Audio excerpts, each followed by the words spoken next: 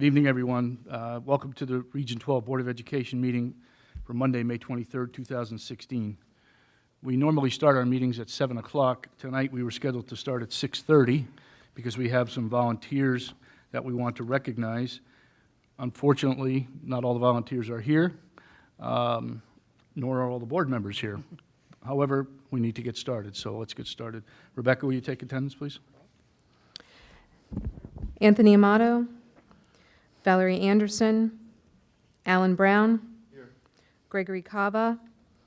Greg said he will be late. Okay. Rebecca Devine, I'm here. Michelle Gora, Emily Hibbard, James Hirschfield, Here. Jennifer Pody, Michael Sinatra, here. Peter Tagley, here. Sydney Warble. Here. All right, thank you. So we have Anthony, Valerie, Greg, Michelle, and Jennifer are absent. And we have 7 present, so we have a quorum. All right, the first item on our agenda is special recognition. Dr. Cosentino. Yes. Hi, everyone. I'm going to come up to the front. Thank you for coming. We have a nice big crowd, which is fabulous, to honor our volunteers. And we are here tonight to honor our volunteers from each school, plus we have one that represents the region. And we'll start with that person because that person's here. So we'll have Brooke Faison come on up. And Brooke is not only a volunteer, but a staff member. You have to stand here, Brooke, and we have to take a picture. But first I'm going to talk and say wonderful things about you. So Brooke works at WPS, and she is the library clerk. She also has 2 boys in the system in our schools, but she really has been recognized tonight because Brooke, with the help of many, many people, put together Minds in Motions for the first time in our region. It took place in February, and it was a big success. We had parents and families and students from all over Litchfield County. We had such a great day here. We had a wonderful keynote. We had workshops for parents. We had workshops for students. It was hands-on. It was engaging. It was all about STEM and creativity. And it was just a wonderful, wonderful day. And it went without a hitch. And that is because this lady spent hours and hours of organizing and making charts and delegating and having meetings. And she was just wonderful. So although she's a fabulous library clerk, she's being recognized for all she did with Minds in Motions, and I'm happy to say she has already booked the date for next year. So thank you and your volunteers, and thank you for all you do.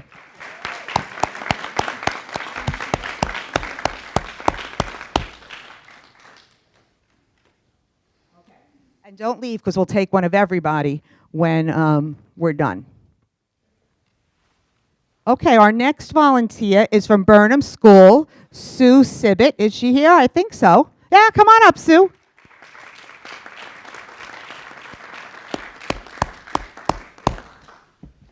These are nice and heavy. I hope you like them. We got something a little different this year. Come on close. So Sue is the Burnham School volunteer. And the commitment to not only the school but the community is outstanding. She served as the PTO secretary for the past 7 years, has kept the school community well informed with her monthly minutes. She always has volunteered cheerfully.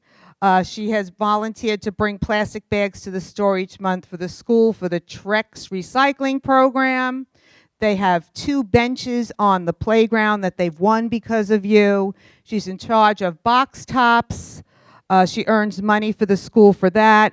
And she has also been able to help during hot lunches at Burnham School. You're a wonderful parent. You also have how many children?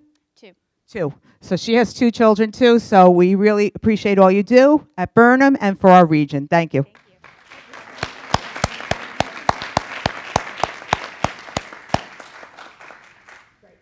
Thank you. Thank you for coming. I see you brought some family members too. That's wonderful. We have Linda Schneider. Come on up, Linda. And Linda is representing Chapag High School. Ooh, look at with the cheers. There we go. It's heavy. It's heavy. Linda is a fabulous volunteer. She always has that wonderful smile. She's quiet, so what she does in the background, but she does it so beautifully, and she's always, always there. You're a lifelong member of the PTO and an ardent supporter of Chapag. She can be relied on to help out at any number of school events and to give thoughtful feedback aimed at making the school a better place. She is a wonderful supporter of Chapag, and she knows the importance of a great education and a great high school in the community, and she makes sure everybody else knows that too. So that's wonderful. So thank you very much. You have 2 kids, 3, right? And is one graduating? Yeah. He is, yes. Where is your son going? He's going to UConn for the engineering program. Excellent. Congratulations. Good for you. That's wonderful. Everybody's getting excited about graduation. So I don't know who else is here. Let's just see. James McVeigh, are you here? Well, James McVeigh will represent the middle school, and we can do this again in June 13th. We'll invite them to come back. I know people have sports and things are going on. And if you see them come in right after the cookies, we can give them their gift. Sean Murphy from Booth Free is home. He has a sick child. And I think that's it for the volunteers. And now, Jim, are you going to come up and talk about one of our board members who's leaving? I guess so. I guess so.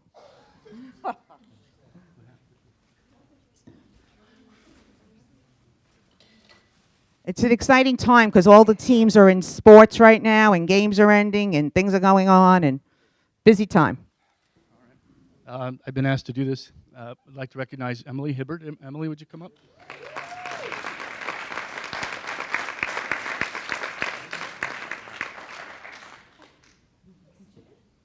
No problem. Emily is a board member from Roxbury, has been on the board for 5 years, is that right? But has had enough. She's very involved in her work and her children, and she's got a lot going on, and we've been very fortunate to have her service. She speaks her mind. She's not afraid to say what she thinks, and which has been nice. It's the way we get things done. So, Emily, thank you for your service, and appreciate it very much. Bye-bye.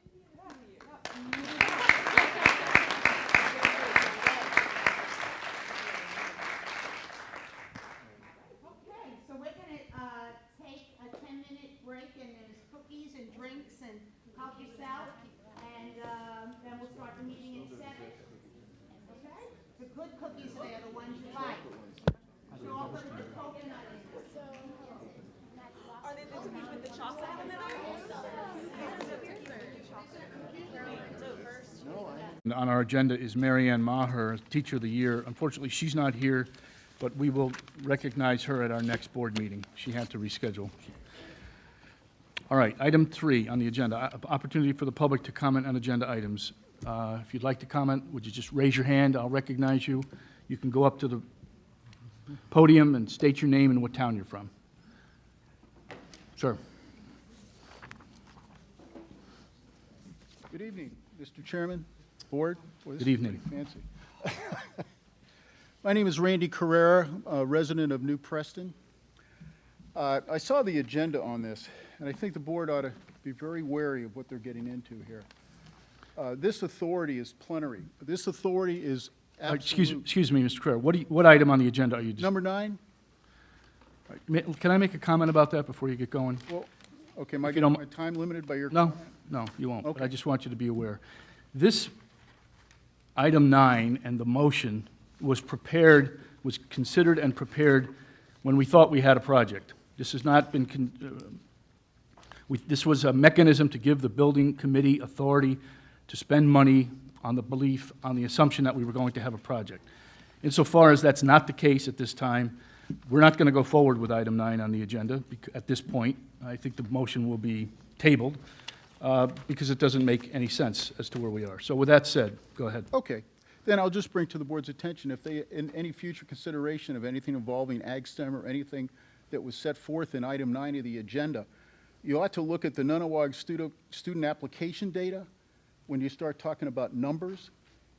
there were some items that were promulgated by, I believe, one of the board members in one of the publications prior to the referendum, which was clearly stated, of the 9 sending towns that will be in the Chippewa Ag STEM District, 117 applications are being processed for next year's freshman class. If you look at the Nunawadg actual application data, the number is really 34 from the 9 sending towns. The 117 number, and it's actually 118 number, relates to the complete catchment towns for all of Nunawadg. I think you got to really look at these numbers, and you got to realize, is this going to work? You're taking a $40 million gamble, and you're talking $40 million that's spread over a population of taxpayers that's not a large amount of taxpayers. So thank you for your time. I really wanted to address the broad category of motion, but if you're telling me it's going to be tabled, and it will be set, Mr. Chairman, it will be set for a future addenda, or you're going to wait for the bond to be actually approved by the state legislature? I can't say specifically what will happen. I'm not certain. Okay, because the concern was whether you're going to start spending money before. I understand. Okay, thank you. Thank you. Anyone else? Yes, sir.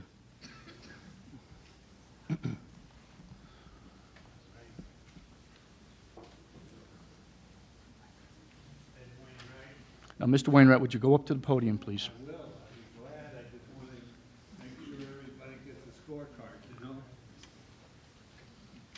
I can't tell the players without the scorecard, right? So this is what I'm going to present. And it relates to the same items that Mr. Carrera mentioned. Mr. Wainwright, would you just wait to talk until you get up so that you're on the camera? Thank you. Take any further time. I would like to point out that, given that I'm from Bridgewater, 119 Keeler Road, and I would please consider that if you're going to move forward on Ag STEM, that the state of Connecticut is in not good fiscal condition. I expect, and it's been documented in the paper, that it'd be a $1 to $2 billion budget shortfall in the next 3 to 5 years. And I would suggest that you consider being less ambitious than the Ag STEM program. Request the state aid for the science labs renovation only, and pursue the STEM-only alternative with Connecticut aid and only pursue the Connecticut aid after the ag funding is committed by the state. And then I would just like to show you that there is a subsidy computation shown in the bottom half of this. Basically, from your budget, the cost per student is $27,927, which is the highest in the state of Connecticut. And when you compute the amount of money spent on education, which you report to Connecticut, it's $19 million. And if you take 2021-22, which will be the first, it'll be the third year of the program, you'll end up with over $20 million in education costs. And with the forecast from your budget for the local students, you'll end up with $36,650 per student. And minus the education grant and the tuition, you'll end up subsidizing these students coming from out of the region for over $25,000, $25,500. Now, the Board of Education should consider that because it's a sizable burden for the taxpayers. Thank you. Thank you. Anyone else? Yes, sir.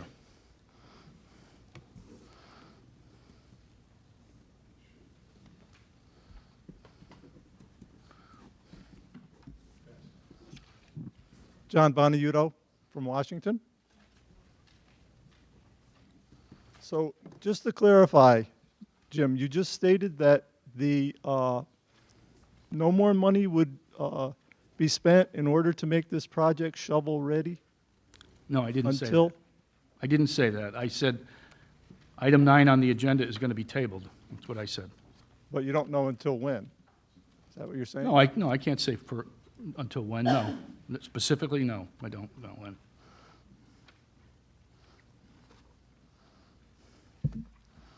I would also urge you not to spend any more money, and I would remind you, Jim, that on November 16th, in the report of the chairman in this very room to the full board, you stated, speaking for yourself, quote, "There is the possibility that the state will not fund the AgSTEM project. There should be no spending, and the project will not go forward without the state funding in the spring." Are you willing to go on record as stating until the state funds it, or guarantees their funding? Are you willing to go on record tonight to state that the project will not move forward and no more money will be spent? I'm not here to engage in a dialogue with you. This is public comment. We'll listen to what you have to say. You have what I said. That's where we're at. Because, I mean, there is a big concern. Every project that comes down the pipe here, a lot of money gets spent and it never comes to fruition. That should be money that should be spent could be well spent on our students' education, rather than, putting it in the hands of people who have basically nothing to do with educating our students. I would agree with Randy Carrera, and in signed agreements to the State Board of Ed to fulfill condition number 2, Danbury, for instance, states,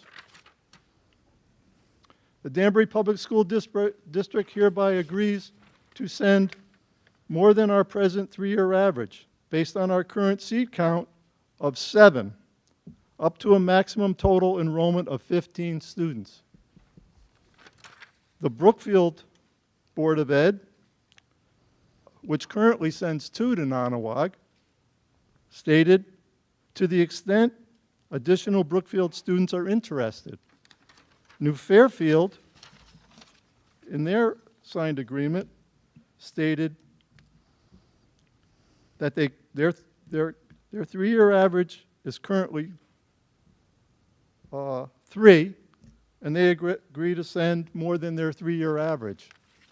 You would have to get at least 30 to 40 students from each sending town to reach your 196 total.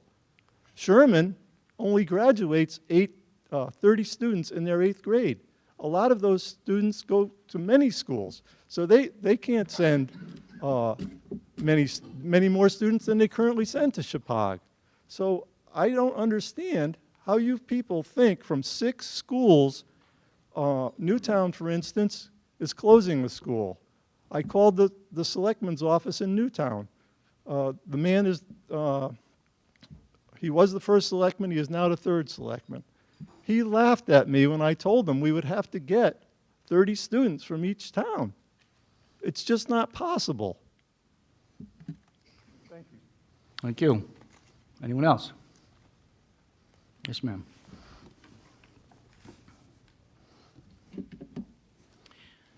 Good evening. My name is Erica Ryland. I'm a resident of Washington. And I'm here primarily to get information. Your agenda items to follow are of great interest to me with respect to AgSTEM. I feel a little bit like the cart before the horse. Until I hear more about it, it's hard to have a comment. And I just heard that we're here to make comments and not ask questions. So what I'd like to do instead then is to say that there are basically 5 questions that I'd like to get answered from the appropriate people in the near future, if at all possible. And by stating these for the record, I'd like to follow up with the appropriate people to answer them. My first question is, how much has been spent on the AgSTEM project to date? And I noticed that in the budget that was finalized, the most recent budget, there are line items that indicate $328,000, $328,240 in professional services consultants. And I'm not sure that those are all related to Ag STEM, but that's part of my question. The next question I'm going to ask, that I ask and would like to find information about, is how much has been committed by the district but has not yet been paid. So the first question is, how much have you paid? The second is, how much has been committed to, contractually obligated, but without being paid? My third question is, who is the Ag STEM advisor in the new budget for which $25,000 was allocated? And my question, I guess, follows, is that the same person who served as the consultant and was paid $35,000 in the previous year? My fourth question is what alternative planning the region is planning to undertake as a fallback in case, again, in 2017, the program isn't approved. My fifth question is, and this anticipates the subsequent agenda items, but I'd like to know what limit the board is planning to put on any spending going forward without approval from the state. And then my last question is whether the district will be doing, or the region will be doing a new viability analysis, taking into account the region's own revised enrollment projections, which I believe were dated last December, as well as the enrollment projections of the surrounding sending towns. So those are my questions. I want to thank you all for your service. I know this is a very difficult job and a very difficult time, and it's a thankless job, and I really appreciate all of you for what you do. Thank you. All right, thank you. Anyone else? Yes, ma'am.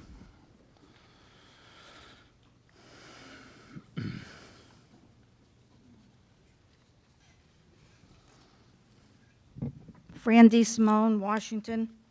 I just have a statement to make. I have a grievance with the way the voting in the three towns. In Roxbury, the vote was 133 for yes, 71 for no, leaving 62 yes.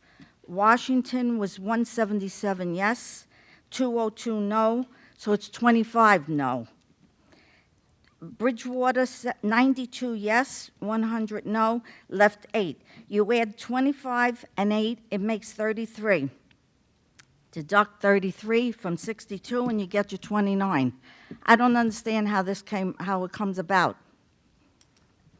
You're talking about the The budget? voting, Voting for the budget, for the school, yes. for the school budget, yes.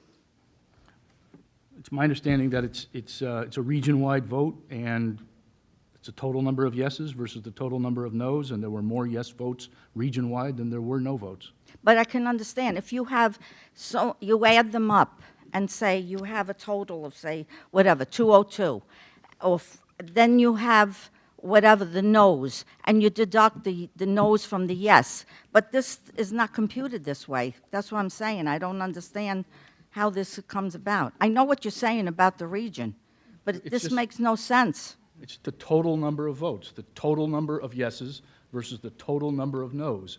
And the yeses there were more yeses than there were nos, so the budget passed in the region. Yeah, but I'm saying, but in Roxbury, there were yeses, no, and that's how it passed. The no's, The yeses exceeded the nos by more than the nos exceeded the yeses in the other two towns. all right, I still don't understand the way it is here. Thank you. You just, okay, I'm sorry about that. Anyone else? Yes, sir. Oh, ma'am.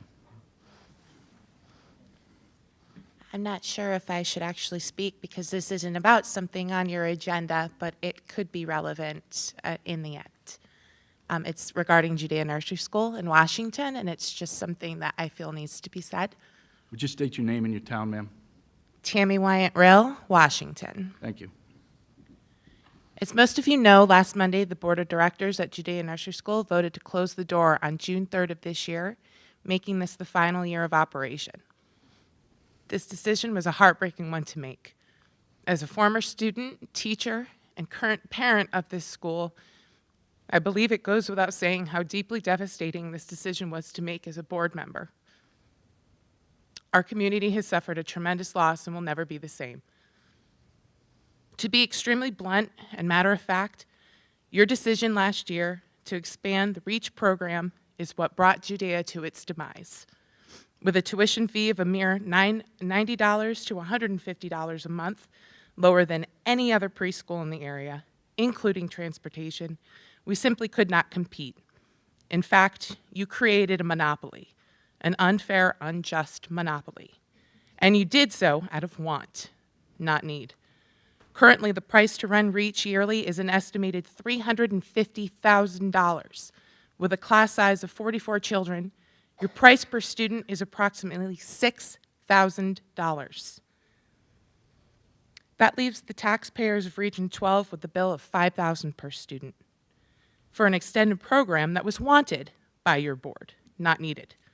When the extended REACH program was first presented to this board in 2013, it was stated that it would not cost us, the taxpayers, a dime, that would run on, and I quote, generous community members and parents, and will include a nominal fee that will allow the program to self-fund materials and supplies while not adding to the overall Region 12 budget, end quote.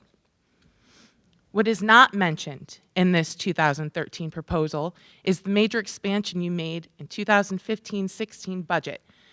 An extra classroom, another teacher hired, another paraprofessional hired, and the $140,000 you took from one fund in the Region 12 budget to put towards this extra REACH program, and have not made the money back on, might I add, without blinking an eye.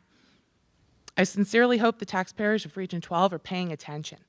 I can say that after watching this all unfold behind the scenes, I'm disappointed with this board. You set a precedent of our willingness to hold high a want versus a need, and you took a small business, an asset to this town and its education, down with it. As the days, months, years continue, I hope this board will take into consideration what our children need, not what we want. Thank you. Thank you. Anyone else? Yes, sir. Good evening. My name is Tim Laughlin. I'm a resident of Washington.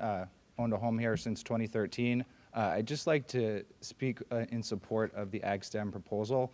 I think that there are a lot of opinions right now about things that are going on, not only with our town budget, but with our state budget. We're obviously in some unprecedented times with respect to the state budget. My understanding from speaking with our elected representatives is that the project was delayed and is on a list of eligible projects for the next fiscal year. It is my hope that the board continues to work on this project and to make sure it comes to fruition. As someone who is young, who lives here, and wants to send my kids to this school system, I think AgSTEM is really an important piece of what our future looks like, not only for this region, but for this portion of the state. And I encourage you to continue to support the project and continue to work with our elected officials to make sure it becomes reality. Thank you. Thank you. Anyone else? Yes, sir. Hi, Jim McDonough, Washington. And I guess I want to echo what Mr. Laughlin said. And during this meeting and meetings to come, we hear a lot from people who are in opposition to the AgSTEM. And when I hear what they have to say, it reminds me of the debate that happened before the referendum. That was before the referendum. During the referendum, those questions were answered with a resounding majority from all three towns of 2-1. What I would hope is that those voices don't get drowned out through your debates and deliberations by a very vocal minority. Thank you. Thank you. Anyone else? Yes. Oh, yes, sir. This is a hot spot. We're fighting for a position back there. Mark Lyon, First Selectman in Washington, and we had a short discussion at our Board of Selectmen's meeting last Thursday about the delay in the funding, and I don't know that we have taken an official position on this. I think that the board is prudent in tabling their final decision on whether to go ahead or not. I think we have fallen victim to a bunch of circumstances that were beyond our control, but I know that this was a program that was overwhelmingly supported region-wide, and I don't think it is something that we should consider not pursuing. I think it's up to the board to do its due diligence. I think there's some questions have been raised that can be answered in the interim to firm up any open, like I said, open questions that seem to have come up about possible enrollment forecasts. But I think overall, I urge the board to continue and to keep this program on track, and hopefully this perfect storm won't reoccur in the next session. Thank you. Thank you. If I could just comment, I just want to be clear. The tabling of item 9 on the agenda is not a decision by the board not to fund this. It's what that was intended to be, again, before the thing went down, was delayed, was just to have the board have a funding mechanism through the building committee. That's not, we're not dealing with that now. Again, the project has been delayed. Speaking for myself, and I'm sure Mr. Boniuto will quote me in the future, speaking for myself, I don't see the board proceeding with a $40 million project without state assistance. So this tabling of number 9 is not that decision. I don't believe that's a decision that the board will make tonight. We're gathering information. We have some folks here on the agenda. Mr. Representative O'Neill may join us. If he does, I'm sure he can answer some of these questions. But I just want to be clear that by the tabling of item 9 on the agenda, the board has not decided not to spend any more money. Good. Okay. Thank you. Thank you. Thank you. Anyone else? Yes, ma'am. Hello, I'm Diane Decker, and I live in New Preston, and I came tonight to show my support for the Ag STEM program. I feel it's progressive, and it's the way to go, and I'm very supportive. And I don't mind waiting a year. I think patience is a virtue, and I'm stunned that there are people here that are bringing up the argument to cancel it or to not have it because our towns voted on it.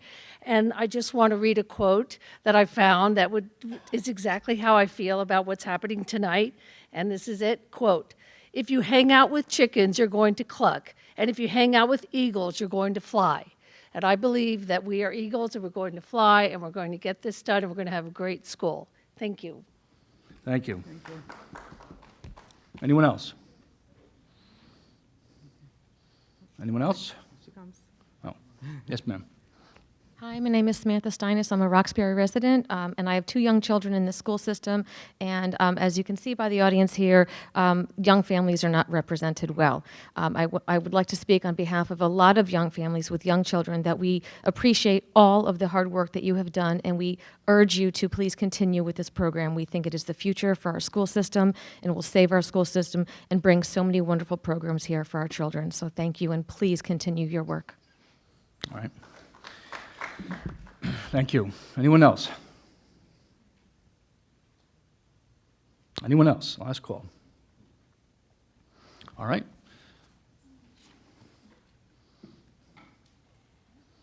No one else? All right. Thank you very much for your comments. We appreciate it. Thank you for your time coming. I know this is an issue that people are very concerned about, and I appreciate the fact that you've spent your night tonight to come out and address us. So I'm sure the board will take it into consideration very seriously. All right, item 4 on the agenda, consent agenda. Consent agenda is the approval of our minutes of May 9, 2016, and our business meeting of the same date. Is there anyone who wants to remove anything from the consent agenda? All right, seeing no one, then the consent agenda is approved. Item 5, report of the chair. As I said earlier, State Representative Arthur O'Neill has been invited tonight. He indicated that he would be here, but you never know when he'll show up. So when he shows up, we'll give him the floor unless we're in the middle of a report. Then we'll finish what we're in the middle of, and then Mr. O'Neill can speak. So hopefully he will show up. We have Mr. Charlie Booz, is that right? And Mr. Biega from ONG here tonight? They're all coming about 7:45 after the Lighthouse. Okay, fine. So hopefully they can answer some other questions for us and some of the questions that were asked tonight. I wanted to just make a note of some of our, as I am wont to do, some of our athletes from Region 12. First of all, I understand that the Berkshire League Tennis Championships were held this afternoon, and Caroline Kelly won the Berkshire League Singles Tournament.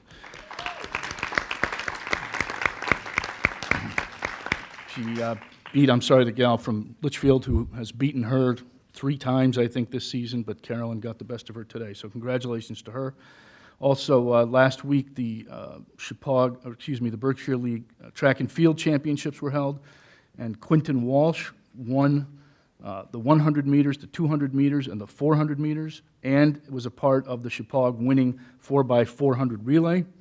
And Chippewa senior Samantha Moravsky won the 100-meter hurdles, the high jump, and the javelin, setting a Berkshire League record of 143 feet. So congratulations to them.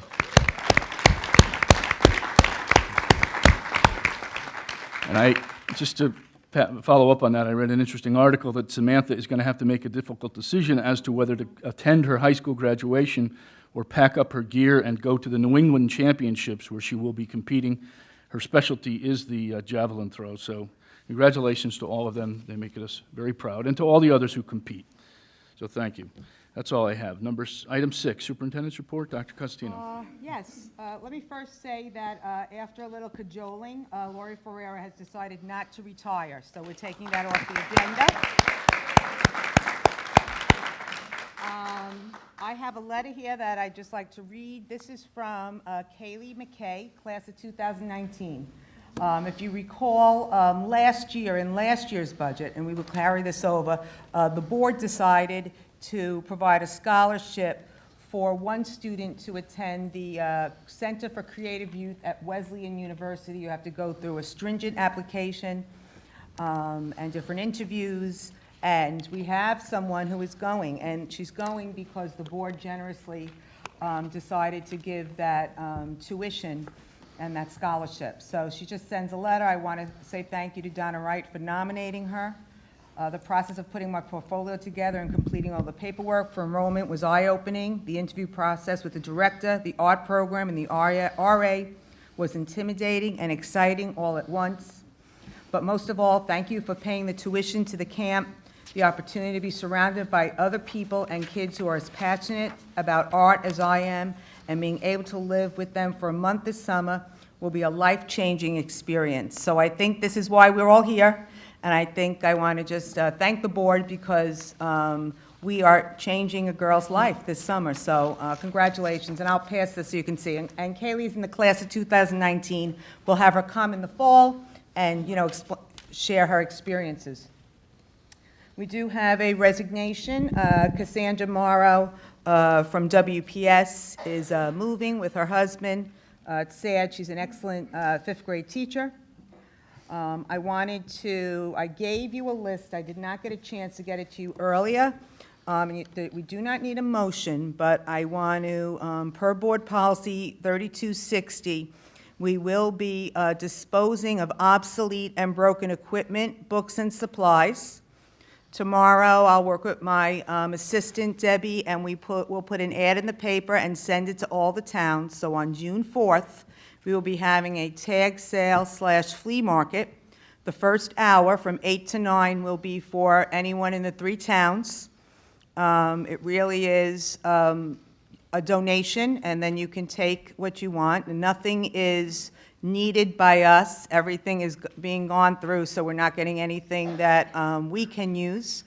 Whatever's left after the tag sale, which will end at 12 o'clock, will either be donated to other schools in the area. Some of the outdated textbooks for schools that don't have textbooks. Outdated textbooks are better than no textbooks. We do have some old computers without any of the hardware. Everything's been cleaned.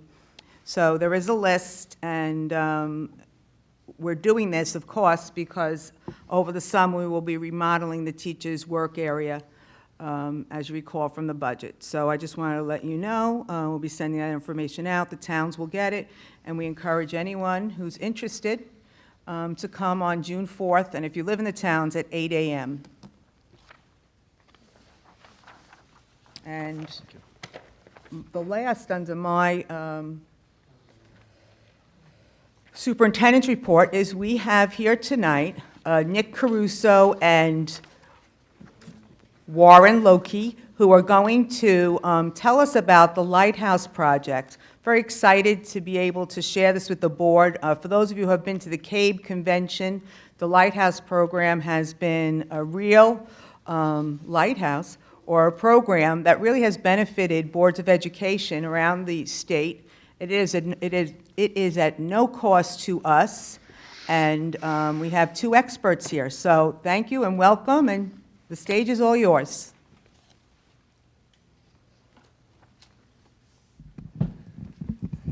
Thank you very much. I'd like to start this evening by just sharing something with you. I was an elementary principal for 29 years, and I was often told, as folks would enter our school, that there was a certain feeling that they got as they came through the doors of the school and just saw some of the things that struck you as you walked in. And I just want to share with you that my initial impression as I walked through the front door tonight was that this has got to be a special place. There's just a wonderful feeling, the openness.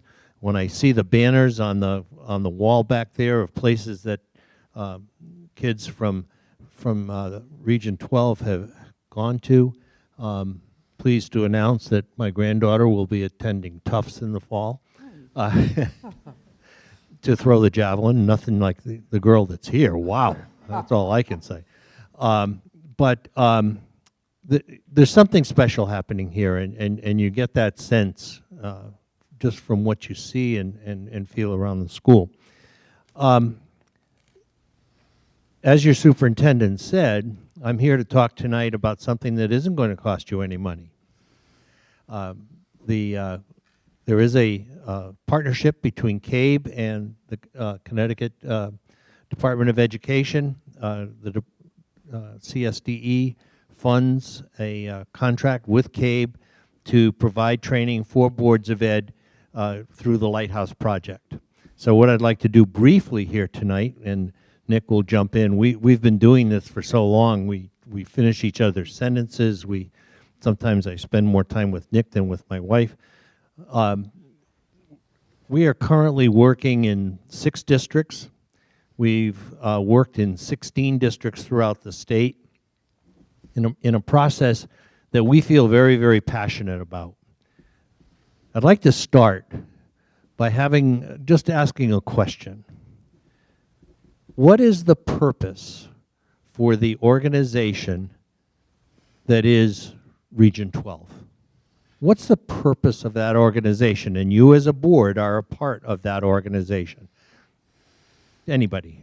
What's the purpose? Why does this organization exist?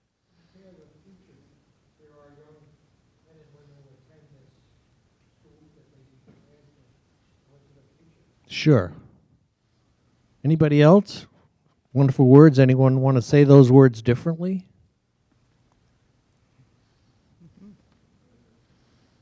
They're shy. They're shy. Oh. They Once you get to know us, you won't be so shy. Educate your kids to the highest level possible? Mm-hmm. Yep. Sure. And by the way, good kids don't happen by accident. Good kids happen because parents and school work together to bring them as far as they can go. So, if the purpose of this organization is to educate every child in this region to the highest level possible, that's what Lighthouse is about. Lighthouse is about student achievement. Lighthouse is about helping boards to learn that they have a significant role to play in promoting the highest level of student achievement possible. That's the purpose of the board. If the purpose of your organization is to educate every child to the highest level possible, as the board of directors for this organization, that has to be your primary consideration. Now, we have to do things differently today than was done in the past. The old rules were that some students would learn it, whatever that was or is, and some wouldn't, and that was just okay, because we didn't need to have a large population of highly educated people. And those that didn't learn it, it was their fault. It wasn't anybody else's fault but theirs. And even today, we hear excuses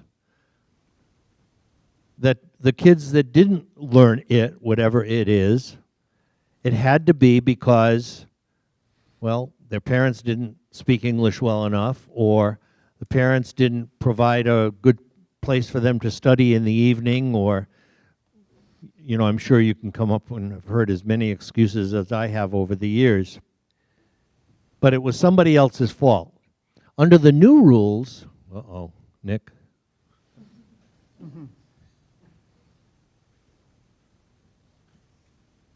The new rules are all students will learn it. And if they don't learn it, it's the professionals and the policymakers who have to take responsibility. I'll just go briefly into some statistics.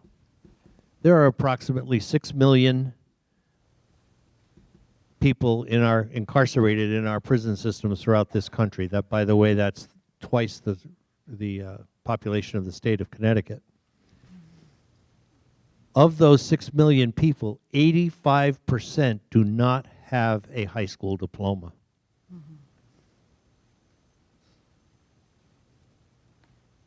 85% do not have a high school diploma.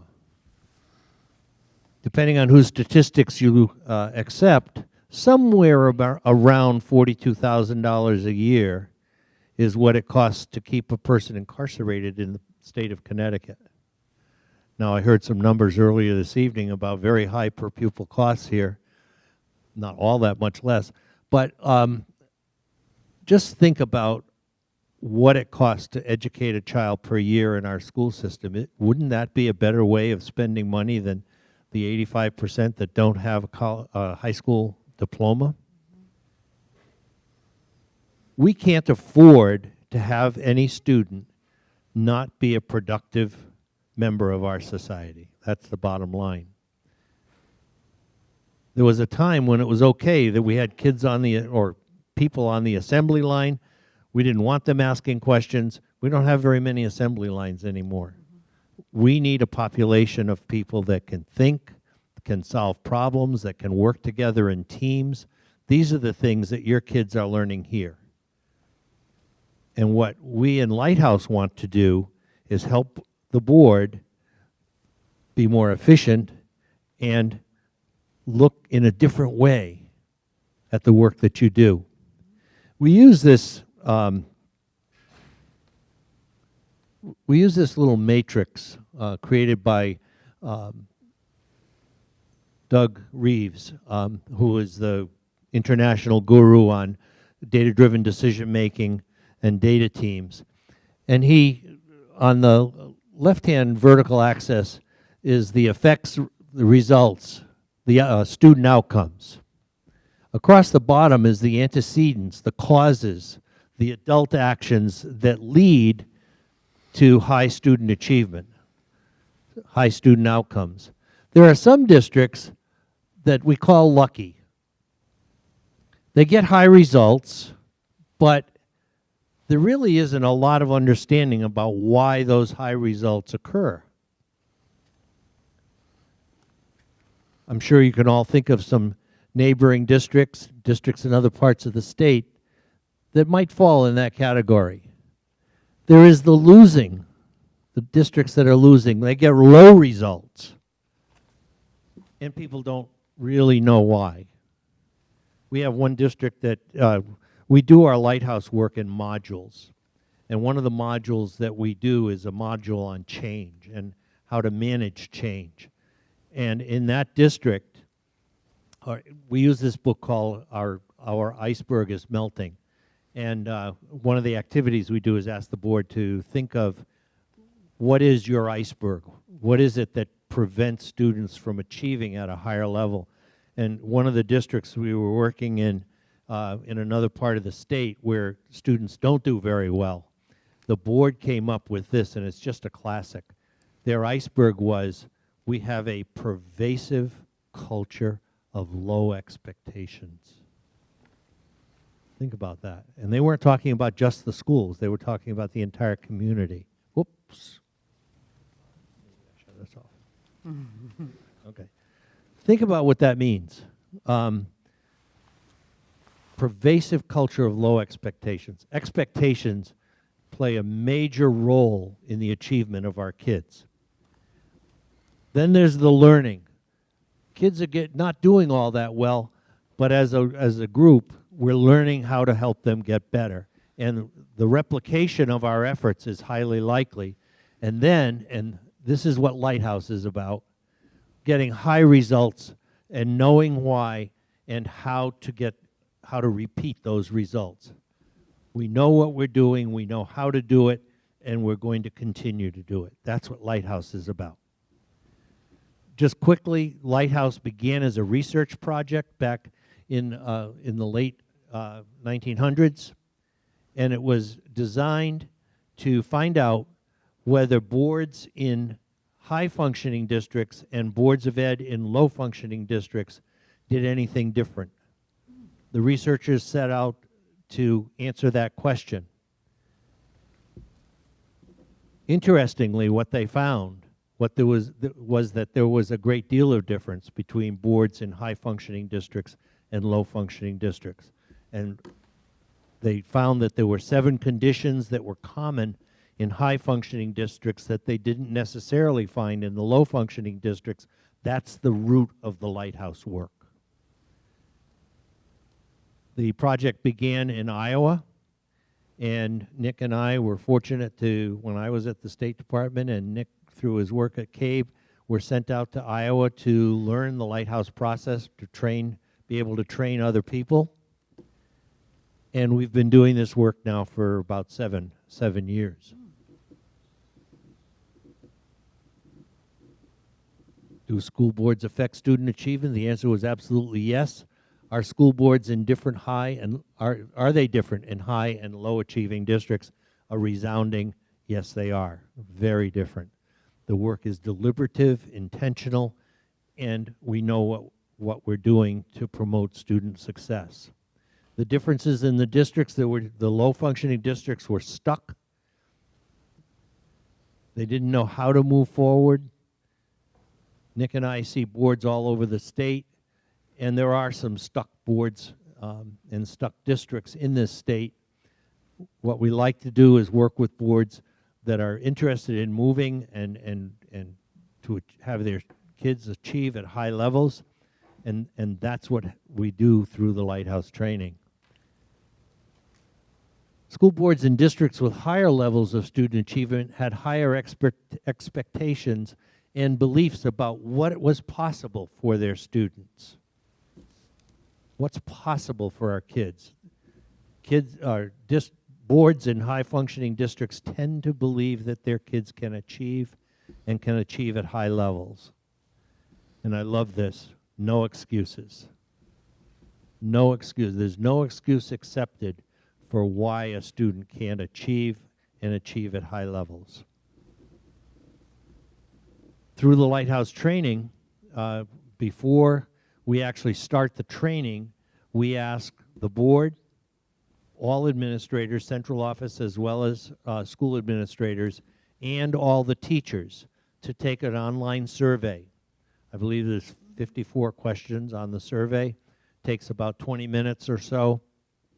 And what it does is it tests the 7 conditions and the beliefs as they exist in the district in terms of people's perceptions at that particular time. This gives us a baseline, and we share this information with the board, and sometimes we're asked to share it with the district administrators as well. It gives you a snapshot of your district and where you are in terms of the 7 conditions and beliefs. And this is just an example of a chart that we would be giving to you. It's a 4-point scale. We've changed it from a 5 to a 4-point scale, and we like to see on a 4-point scale people get about 3.5. That's strongly disagree, disagree, agree, strongly agree on the various questions that are being asked. And there are 8 open-ended questions that people respond to a question, type in their answers. Another one, we just did this the other night in Region 1. The 3 bars on the left, the first one is the board, the next one is administration, the next one is the teachers. The question was, what percentage of your kids do you think are currently working at grade level? 87% of the board believed the kids were working at grade level, 80% of the administrators, 76% of the teachers.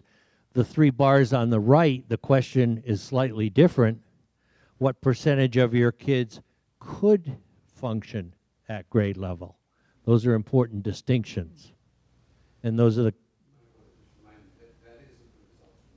No, that's a board we worked with 2 or 3 years ago. That's not Region 1, no. The 7 conditions that we work with, connections across the system, knowing what it takes to change achievement, workplace support, professional development, data and information to support school sites, community connection, and distributed leadership. Those are the 7 conditions, and by the time we're done, the board is very conversant with those 7 conditions. Again, an example, this, the first chart that we show when we present the district data from the survey shows where the district stands in each of the 7 conditions.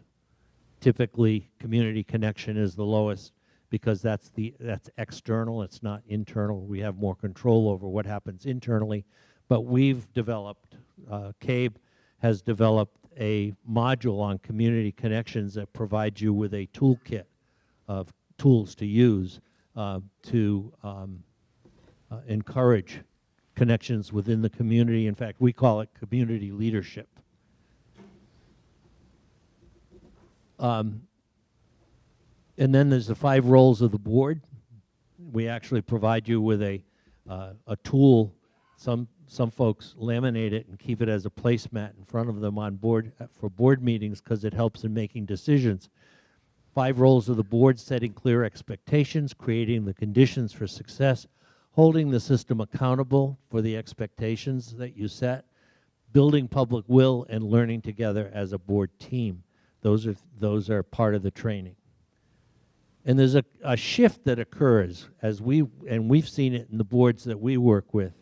Boards are spending significantly less time on management issues and significantly more time on issues related to student achievement. In fact, we have a mantra that says if you're talking about stuff that has nothing to do with student achievement, you're talking about the wrong stuff. Because as we said earlier, if our purpose is to have every kid achieving at the highest level possible, that's got to be our focus. The board must ensure that the accountability system is the primary focus of the district. What we do is as we work with the board, we're talking about what are the things that only the board can do. We're not teaching boards how to be superintendents, how to be principals, how to be teachers. We're teaching the board how to do what only the board can do. Providing pressure on the system to achieve the goals that are set for the district, at the same time providing support. And let me anticipate a question we often get. This is not about spending more money. This is about looking at the job that we do, doing it more efficiently, and with a greater purpose and a greater focus. These are the districts throughout the state that we've worked in. Looking to see, yeah, I think that's a complete list at this point. We have several districts that we've talked to, as we are with you tonight. Yes, if you, the brochure that Nick put at each of your places provides additional information about our work, about the Lighthouse process, and it also lists the towns that we work in. If you go to www.connecticutlighthouse.org, there's more information there. And Nick, do you have things to add? A couple of things. I can't tell if you can hear it or not. Yes. We can hear. Okay. Going back, I mean, this is my 23rd year of teaching school boards or working with school boards, and I was a board member for 10 years before that. So 32 years of, being in the trenches with you. And I'm as excited and energized as I was 22 or 32 years ago, depending on how you look at it, because we find this stuff really makes a difference. One of the things that made me gravitate to Lighthouse was that instinctively I knew that boards of education could have a profound influence on what happens in schools, but we don't see that all the time. And so trying to figure out those magic bullets that we could find and help boards do that have been sort of a struggle along the way. You find nuggets here and there, but when I got involved in Lighthouse, and friends of mine were part of the original research project, and so I was following it fairly closely, I'd come back from conferences, National School Boards Association or our trainers conference that we have every year, and I'd come back to my executive director and say, we got to get into Lighthouse. This is fascinating. It's really, really good stuff. But there was a fee involved, and we're also trying to be frugal, so he kept saying, not yet. Well, then the State Department, concurrent to that, as they were developing their CALI initiative, Connecticut Accountability for Learning Initiative, which got into professional development for teachers, administrators, and superintendents, in terms of leading your district for improving student achievement, they recognized early on, wait a minute, there's boards of education, and they can have an effect on this. We need to do something for them. Now, Warren mentioned Doug Reeves. Well, he was involved with the CALI initiative. He was also involved in some of the original Lighthouse research. So there's the same kind of terminology, the same expectations. So they saw that and they said, wow, we really want to get Connecticut districts to do Lighthouse. And it started, the initial grant that we had was for only Alliance districts. And it was that way for about 4 years, and we were starting with those, or some of the fringe districts, but this past year, they opened it up so that we could offer it to every district, and it's kind of fun because challenge districts, it's not hard to get them to feel a sense of urgency, and that is one of the things you need to do to cause change, but on the other hand, sometimes it's overwhelming because there's so much to do.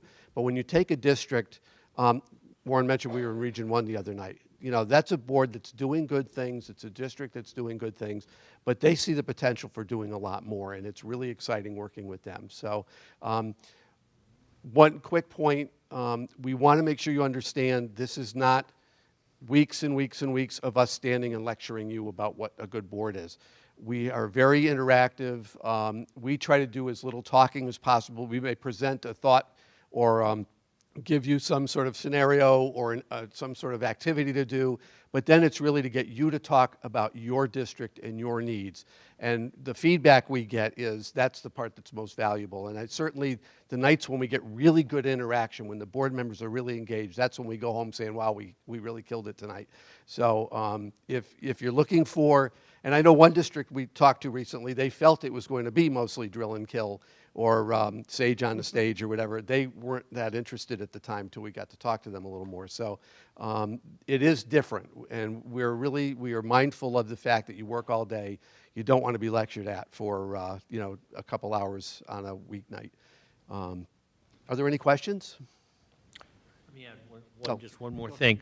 In terms of timeline, when we first started doing this, it was a 3-year commitment, and we realized, number one, boards change over 3 years. Also, they lose momentum if you're stretching it out too far. We do this now within a year from the point at which we start, and anywhere from, depending on how involved you are, anywhere from 8 to 10 sessions. They can be 2 hours each, fewer sessions if we do 3 hours at a time. That's up to you. We work with you to have you tell us how you want us to do it. And I guess last but not least, the other thing that we do is, the first two modules are fairly pro forma. I mean, there's some fundamental things that you need to learn. So the first couple, while there's a lot of engagement, we don't deviate from that very much. But after the second module, we will sit down with the board chair and the superintendent and assess several times during the process. How are we doing? You know, you'll tell us where your needs are. When we get the survey results back, for example, it will, we'll then sit down with you and say, where are the areas you'd rather spend the time? And then we devise modules from that. So it's not sort of like, oh, you're here, you're here, you're here. It's not like a roadmap, but rather there's a lot of opportunities and we can go in a lot of different directions. The other thing is, while we can do this in a year, many boards say, we'd like to keep going with 1 or 2 sessions a year with follow-up. So we're, again, more than happy to do that. It doesn't have to be, wow, we finished it, we're done. Again, I learned something phenomenal on Saturday when I was in Sherman. They just had this really great insight. So we are always learning. And again, a lot of it will be geared toward your needs. And I don't know that we want to I know you have other business to do, so we want to take any more time. Are there any questions? Could you just say again who takes the survey? I just want to make sure I missed that. Yeah, board members, administrators, teachers. Okay. And that's building, central office. Right. In fact, there's actually, the only indicative information would be if you're a teacher, elementary, middle, or high. Okay. And then central office versus building regular district administrator. It's totally anonymous. Right. Yeah, Is it done electronically? Yes. So if we were to engage in this process next year, would it be good to do the survey like in the next 2 weeks before school ends?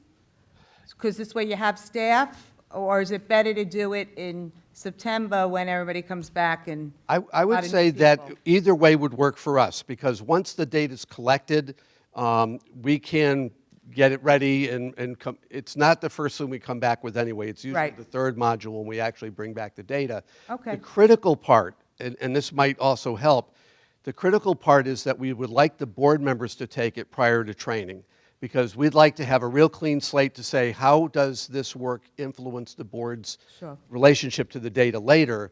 The rest can take place later, but the more we can have done sooner, the better, because we tend to forget, or get sidetracked.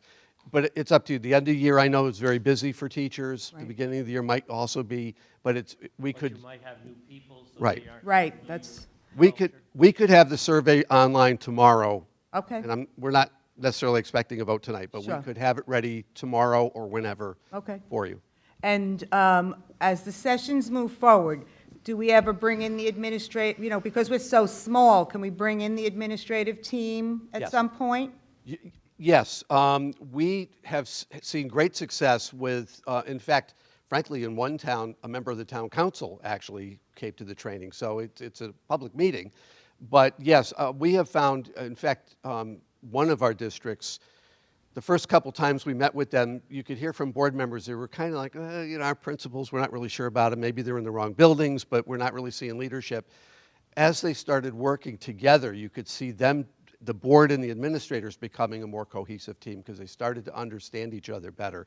So we found that very, very helpful, and we encourage that. From the beginning, or start first? I would probably wait till after the first module or two, and then after that, it would probably make more sense. Great. Maybe your central office folks, but everybody else, I would say wait until we get going with the regular work. Okay. Anyone else?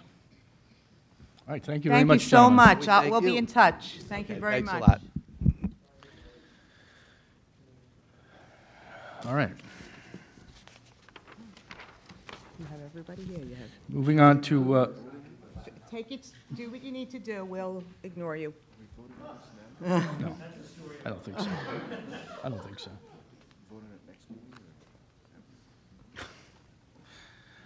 All right, item 8, discussion of Ag STEM, delay of funding by legislature. Representative Arthur O'Neill, Chuck Booz, Castle Booz, and Ken Biaga of O&G. I understand Representative O'Neill is here somewhere? They're all here. Yeah. Oh, I'm sorry, I didn't see him. They're all.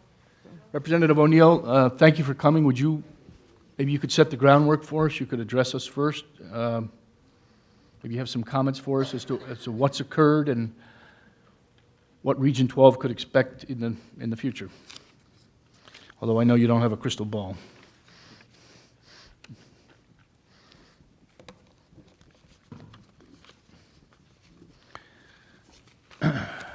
And thank you again for coming. Appreciate it.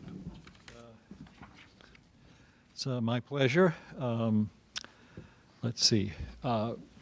You know that the legislation did not pass, that the original bill that was the school grants bill, priority school grants bill, died at the end of the regular session because the budget died. No budget was passed during the regular session. And that when we went into special session, at the last minute, it seemed, the Senate came up with a proposal for a bonding package that contained some of the projects that were in the school grants bill, but not all of them. It also, just to sort of set the context a little bit, it also contained about $1 billion worth of cancellations of previously authorized bonding projects. And I believe that the reason why that was done, although we didn't have a hearing on any bill that did anything like that during the regular session, that the reason why that was done was because we've been getting more and more signals from Wall Street telling us that they're not happy about the level of bonding and other types of debt that the state of Connecticut faces, the unfunded liability that we have for pensions, for health care, and as well as the hard debt that is in the form of bonded debt. And so I think the objective was to send a message to Wall Street that we're trying to turn the ship around on the debt issue by deauthorizing about $1 billion worth of projects. Now, normally you would authorize several $100 million of new projects each year, particularly for school construction. And so what they did was they culled out the projects that were not shovel-ready. That was the explanation that I was given. And so if a project was 8, 10, 12 months away from likelihood of actually starting construction, the decision was made by the people who were writing this bill, basically the Democratic leadership and the governor's office, that a project would be delayed if it really wasn't going to be adversely affected in terms of timing because they weren't ready to go forward anyway. And so those projects were taken off of the authorization list. This is an unprecedented act. The legislature's never done this before. Those proposals were taken off of the list, and a piece of language was put into the bill that basically said that they were guaranteed of being put on the list for next year to be submitted to the Education Committee.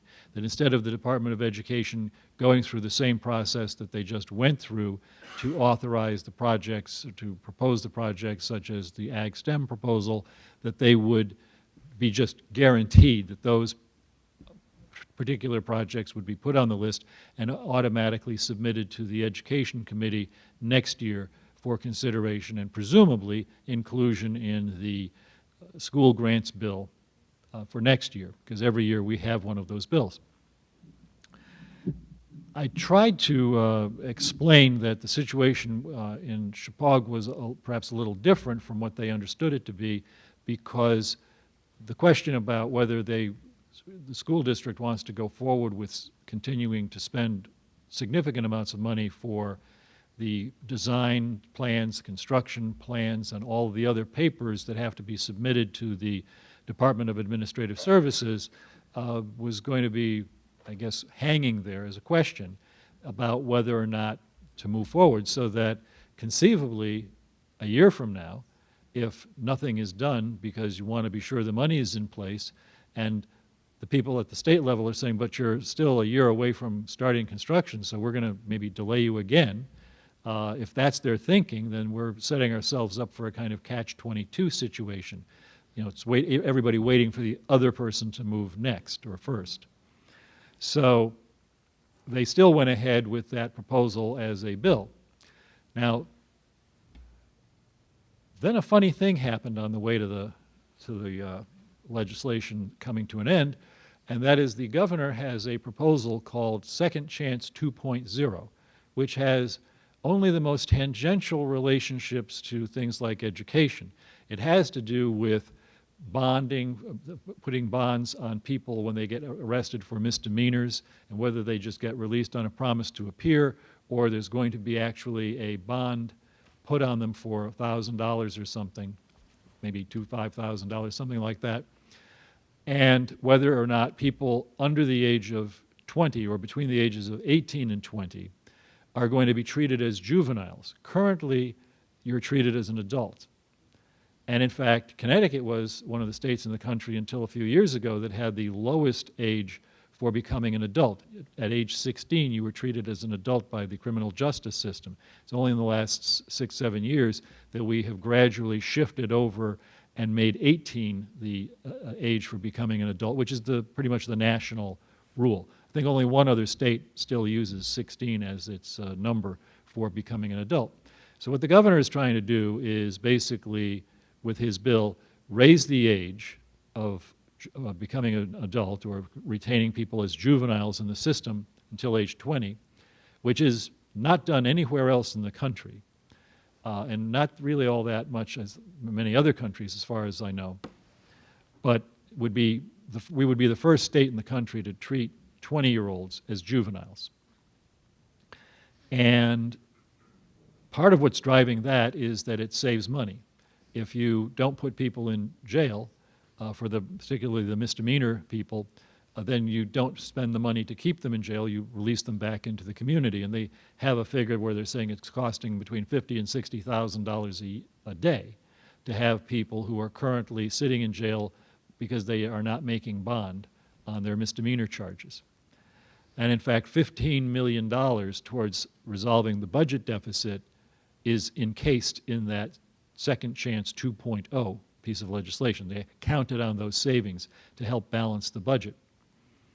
Unfortunately, that piece of legislation, I'm kind of going in a little bit of depth here just so you understand the context, that piece of legislation was not sufficiently supported in the Senate, so they didn't pass the bill when they first acted on everything. They passed all the legislation, the bonding package, the conveyance bill to transfer land, the budget, the implementers for the budget, all that legislation was passed, except for this Second Chance 2.0, which is a sort of a crime reform bill.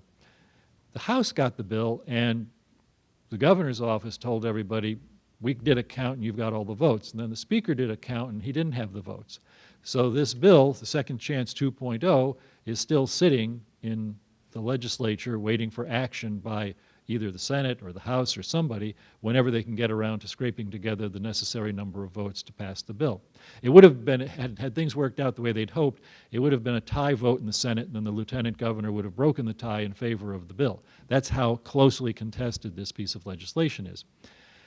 As an inducement to encourage, and essentially we're talking about Democrats here, to vote for the bill that they don't really want to vote for, the bond bill, which contains the shortened list of school projects, the cancellations of $1 billion worth of authorizations for bonding, and the promise that there would be a listing of Chapag among other projects next year. That bill is being used as leverage to try to force people to vote for the Second Chance 2.0 proposal. This all seems sort of like it does probably to most people absurd that these two pieces of legislation that have nothing to do with each other are tangled up, and or that the legislatures, the other people in the government are trying to convince Wall Street that we're not going to go crazy with bonding anymore. And at the same time, Wall Street is announcing that they're downgrading our bonds. So maybe that whole effort was little too late. But in any event, the situation now is that both the bond bill is hanging fire along with this 2.0, and I don't know when, if ever, the 2.0 is going to be called for a vote, if they'll ever get the votes to get that passed during the special session. And I don't know if at some point they're going to say, okay, we're never going to get the votes, we're going to let the bond bill go because it's important to a lot of towns to get construction going on various, particularly school projects, and that they will move forward with the bill. So unfortunately, I wish I could tell you it's a done deal. It may not be the information you wanted to hear, it may not be the story you wanted to hear, but at least you know what happened because it's still hanging out there unresolved as an issue. And so what I think is pretty sure is that the AgSTEM project is not going to be part of a bond bill that moves forward successfully and authorizes those bonds for this year. And so at that much, if that were to turn around, then it would be truly a science fiction kind of story that we'd be dealing with here where things just keep changing overnight. But you never know. Unfortunately, with the legislature, anything is possible, but I would say it's extremely unlikely that we're going to see the AgSTEM bonding go forward this year, and we may not see any bonding go forward for any school projects this year if everybody kind of keeps holding everybody else hostage with these two different pieces of legislation during the special session. Because the closer we get to Election Day, the less likely it is people are going to want to vote for this Second Chance 2.0. And so I'm not sure when that's going to get voted on.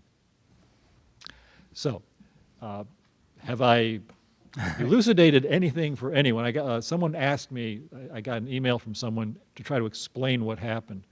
And it's a somewhat bizarre story, but there it is. All right. I'm sure there's board members who have questions, if you wouldn't mind taking a few. But it's my understanding from what you've said that, assuming it doesn't happen this year, that there's some sort of guarantee that the project will be on a list. Correct. Whether it gets next year, whether it gets taken off that list is anyone's guess. Correct. And can you say, I know you don't have a crystal ball, but can you say whether the project is quote-unquote,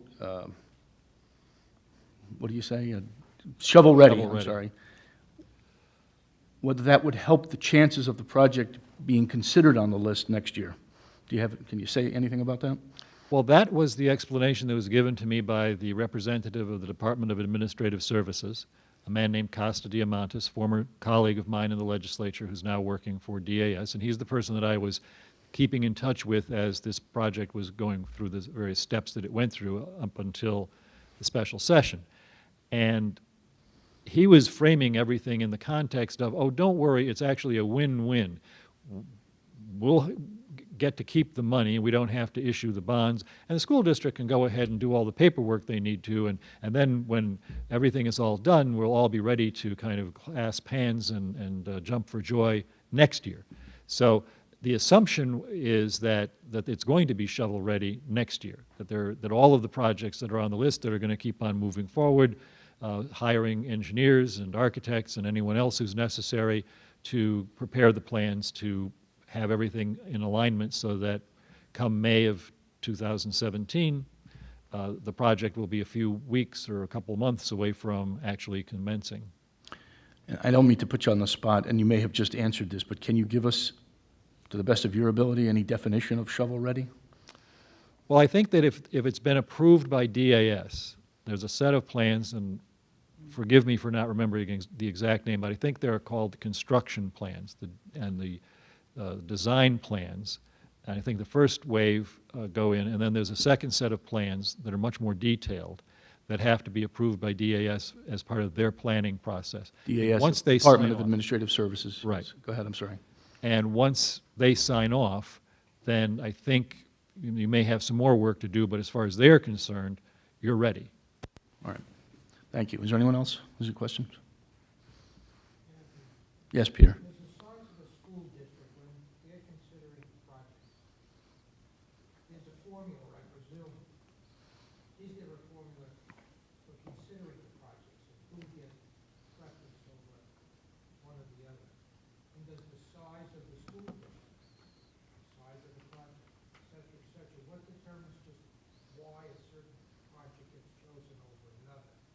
Well, in this situation that we're dealing with is unique. We've never had anything happen like this where after the Department of Education has said yes and put it on the list, and then it's passed that list on to the Education Committee, which held a hearing and put it on in the bill, and then it went through the bonding committee, the Finance, Revenue, and Bonding Committee, that it was taken out of the bill. This has never happened before as far as anyone can remember. So there really is no formula, as you were describing it. The formula was that if you met all of the requirements to get approved by the State Department of Education, you basically were probably in, unless something, and no one can remember even something happening at the Education Committee level. Perhaps if a school district said, you know, we've changed our mind, we don't want to do this project, you know, that you could tell the Education Committee, don't put it in the bill.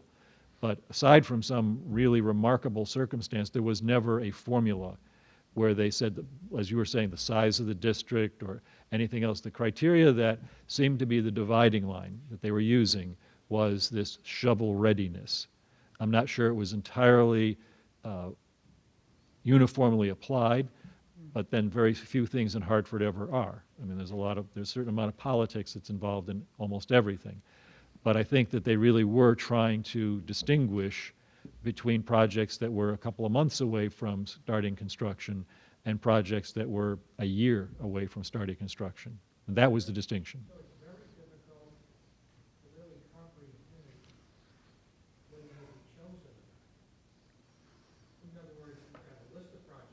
I presume more projects will come in Presumably, yes. next year, Mm-hmm.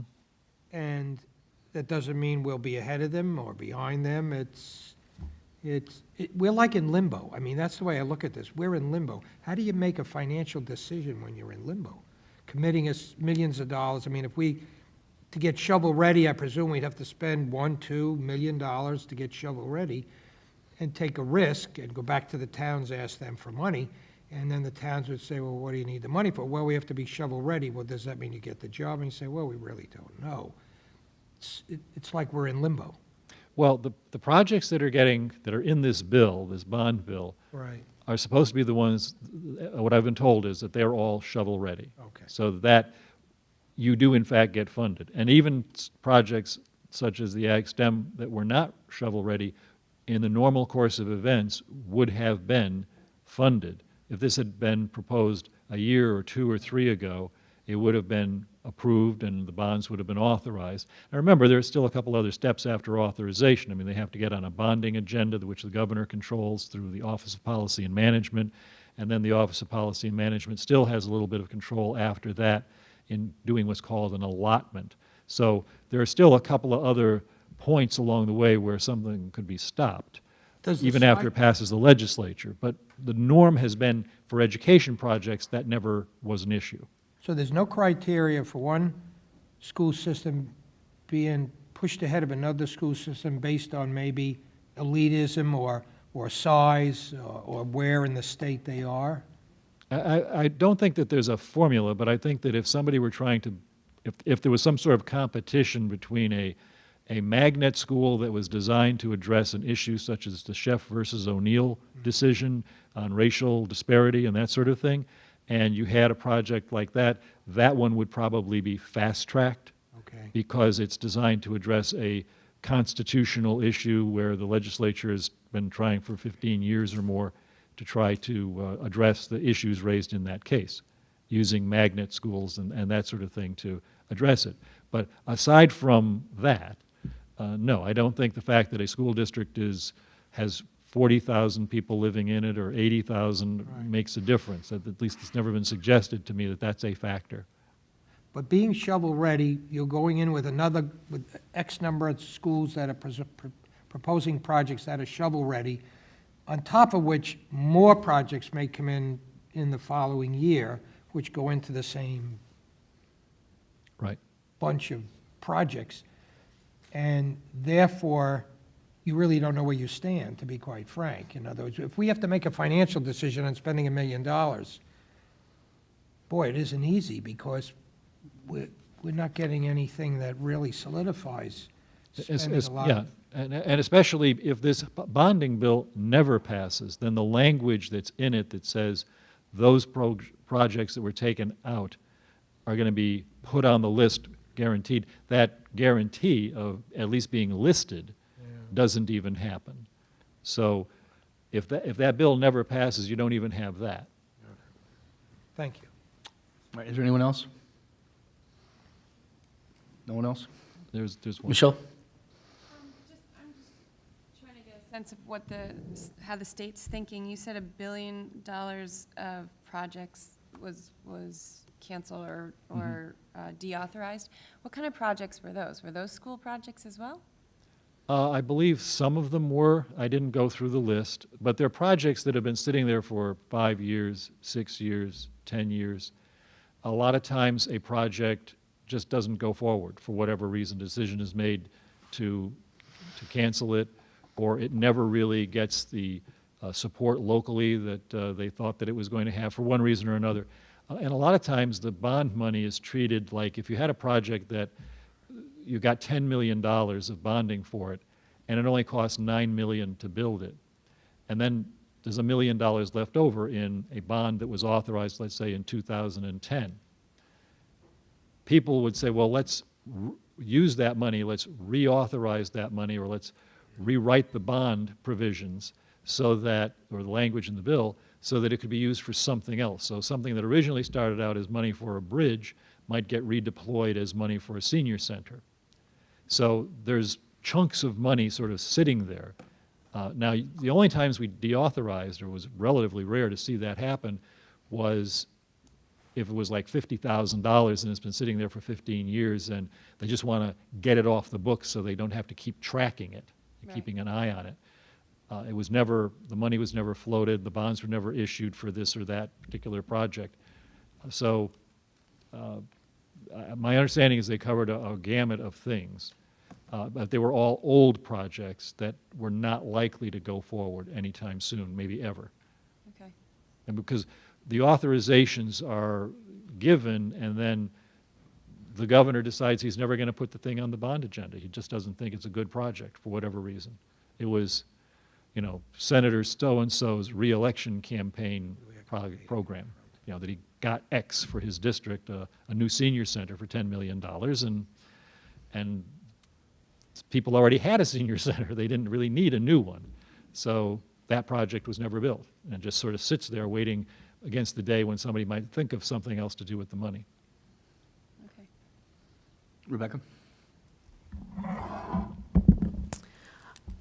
I was wondering if you could speak to any conversations that you've been having up at the state regarding the current projections that we're hearing for being in twice as much trouble next year as we are this year, because obviously that's a consideration for us as well, that they were talking about $1 billion this year, now they're talking about $2 billion next year. And in terms of trying to close that gap, even if we cautiously decided that, oh, hey, we could go forward considering this, this, and this, we could be in twice as much trouble next year.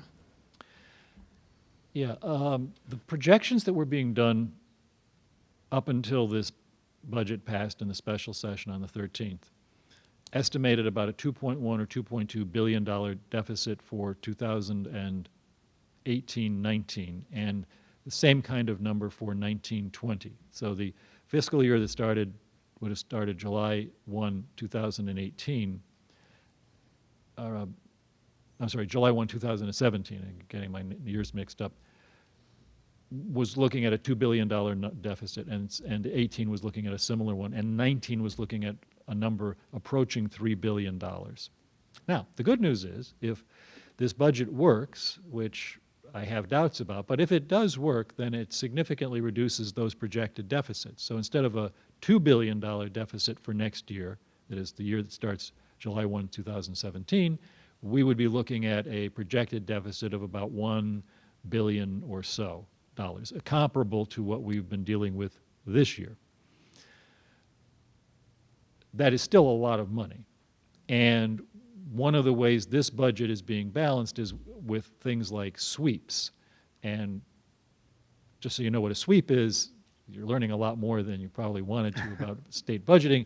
But if there's an account where $10 million is sitting there that's been accumulated, the purpose of which was to do brownfield remediation or something, that fund could be grabbed because, well, we don't have brownfield projects that are shovel-ready either. We've got put the money there, we impose some sort of fee on people or a tax, and it's been gradually accumulating. So let's grab that 10 million, which we know we're not going to need next year, and use that to balance this year's budget.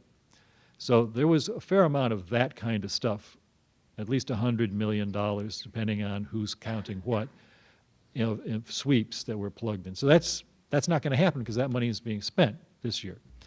And there were other things that look like one-shot, one-time revenues. So I'm not sure how much of this is going to actually carry forward to 2017, the fiscal year July 1, 17. So we may be facing, a serious problem that's even worse than the $1 billion. We've been wrong about, and I say we, I should say, the folks who put the budget together, because I voted no on the last one and I voted no on this one as well, but the people who put the budget together a year ago were wrong in their estimates of revenues and wrong also in part in their estimates of expenditures. I'm not sure that they're right about this one either. I have the same uncertainty, and it's driven by the economy, and right now I'm not seeing a lot of vitality in the economy to suggest that we're going to see a big upsurge. That's one of the other things they're estimating. There's going to be a big uptick in gambling revenues and tobacco and alcohol revenues. And we're not raising the rates on alcohol and tobacco, so I'm not quite sure where they're coming up with that estimate of a big increase in revenues. But there was. All right, anyone else?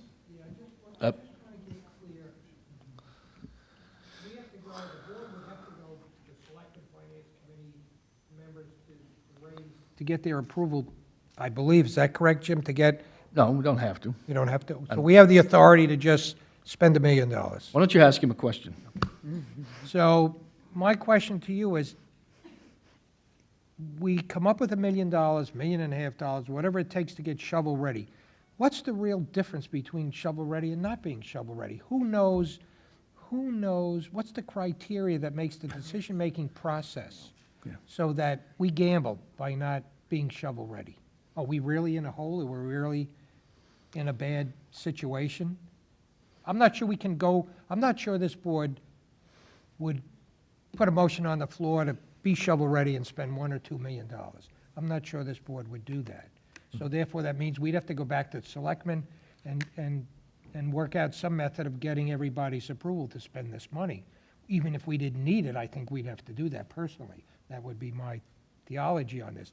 So how do we get everybody convinced that, do we gamble on not being shovel-ready, or do we be shovel-ready?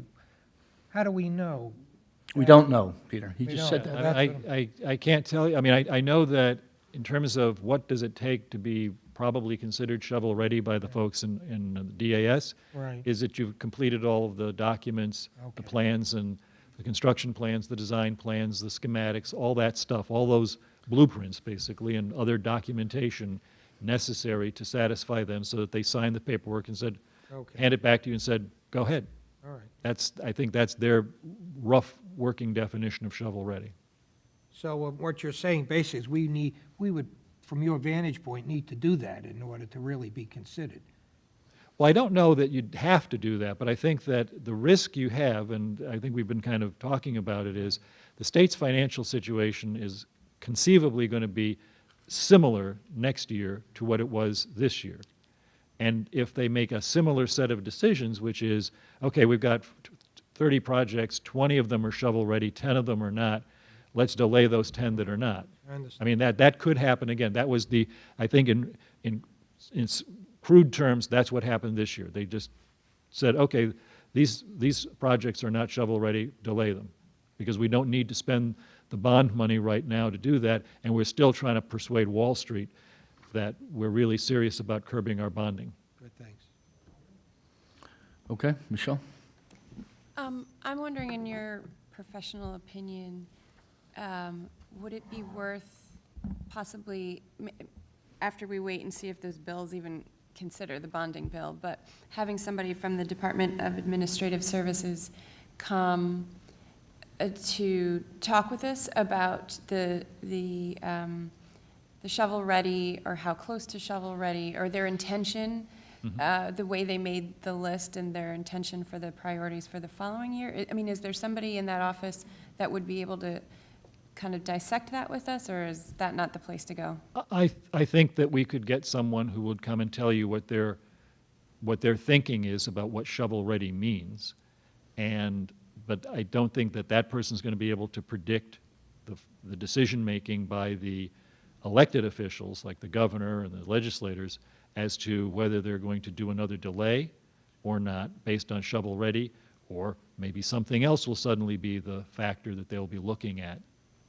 I guess I'm looking less for a definition of shovel-ready, because I'm pretty sure that we somewhere there's a list of all the things you have to do to get started. But maybe asking about there are many steps along the way to shovel-ready, and maybe in their minds there's some sort of good faith effort on our part we could do that's short of shovel-ready, but that would put us higher on the list for the following year.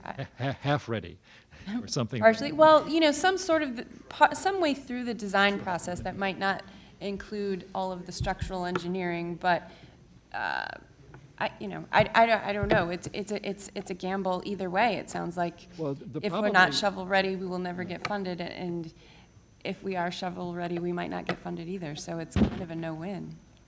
The best I could probably offer would be, to answer that question, would be to find out what the least ready project was that went forward. Okay. And if that was, let's say, using time as the measure, if that was 6 months away from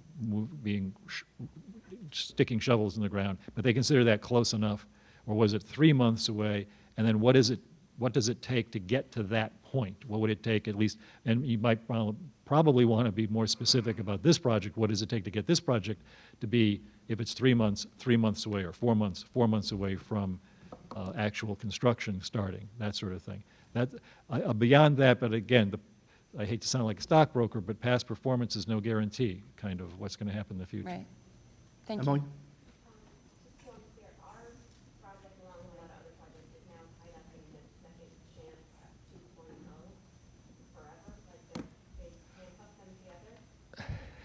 Interesting choice of words, handcuffs.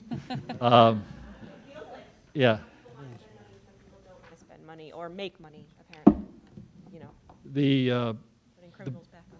I don't know that it's forever. I think that it's for the next few weeks at least, until someone reaches the conclusion.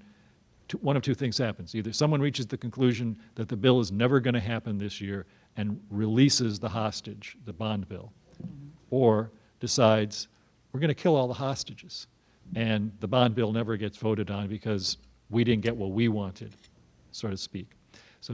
So that's a decision that there's no deadline, so to speak, for it. I would say by the first of the year, fiscal year, July 1 is a good point in time, after which, you know, if they don't do the stuff that's in there, then they have to adjust the budget, and they have to start thinking about what they're going to do to adjust the budget to make up for that 15 million, at least on paper. We have to come up with 15 million someplace else. And also for the bond projects, if they don't get the money now, this is sort of like when construction, if you're shovel ready, you want to start sticking your shovels in the ground in July, not January. So I don't know that they're going to hold it forever. And next year will be a completely different set of dynamics. I don't think 2.0 will be part of the conversation about bond projects in the same way that it is right now. It's only being used for leverage. And it's a contentious issue, potentially? The 2.0, yes. The reason why it doesn't have the votes necessary to pass is that many of my Democratic colleagues are convinced that they are going to be subject to a lot of criticism for voting to raise the age to 20. And there's another provision in there that calls for a study of raising the age of being a juvenile up to 25. Wow. Okay. So. Well, thank you. And that's the reaction that a lot of people have to this concept, which had the governor done a more thorough job of preparing the groundwork for it, but they came up with this, they threw it in the hopper at the beginning of the session, didn't really talk about it a whole lot, and then suddenly at the end said, this is do or die, we got to have this bill, you know.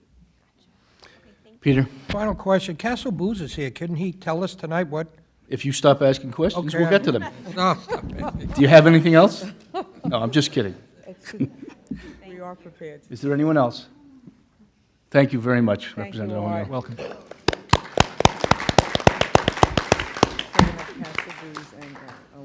All right. Talk together, I think. Okay, we have representatives here from Castle Booze and from O&G. Gentlemen, you have the floor. Anthony, I don't know if there's, you've heard the discussion. There's been some questions answered tonight, asked tonight, about what has been spent, what is outstanding, what is owed for work that's done. I don't know if you're prepared to answer those questions. And Bob has a hand up. Okay, and what will it take us to get to shovel-ready? To, you know, design, you might have a better idea what that means than what we've heard. So, Bob, you going to do that? Bob, you've been asked a question. Oh, Bob, you going to do that? I'm just handing this out. Just handing it up.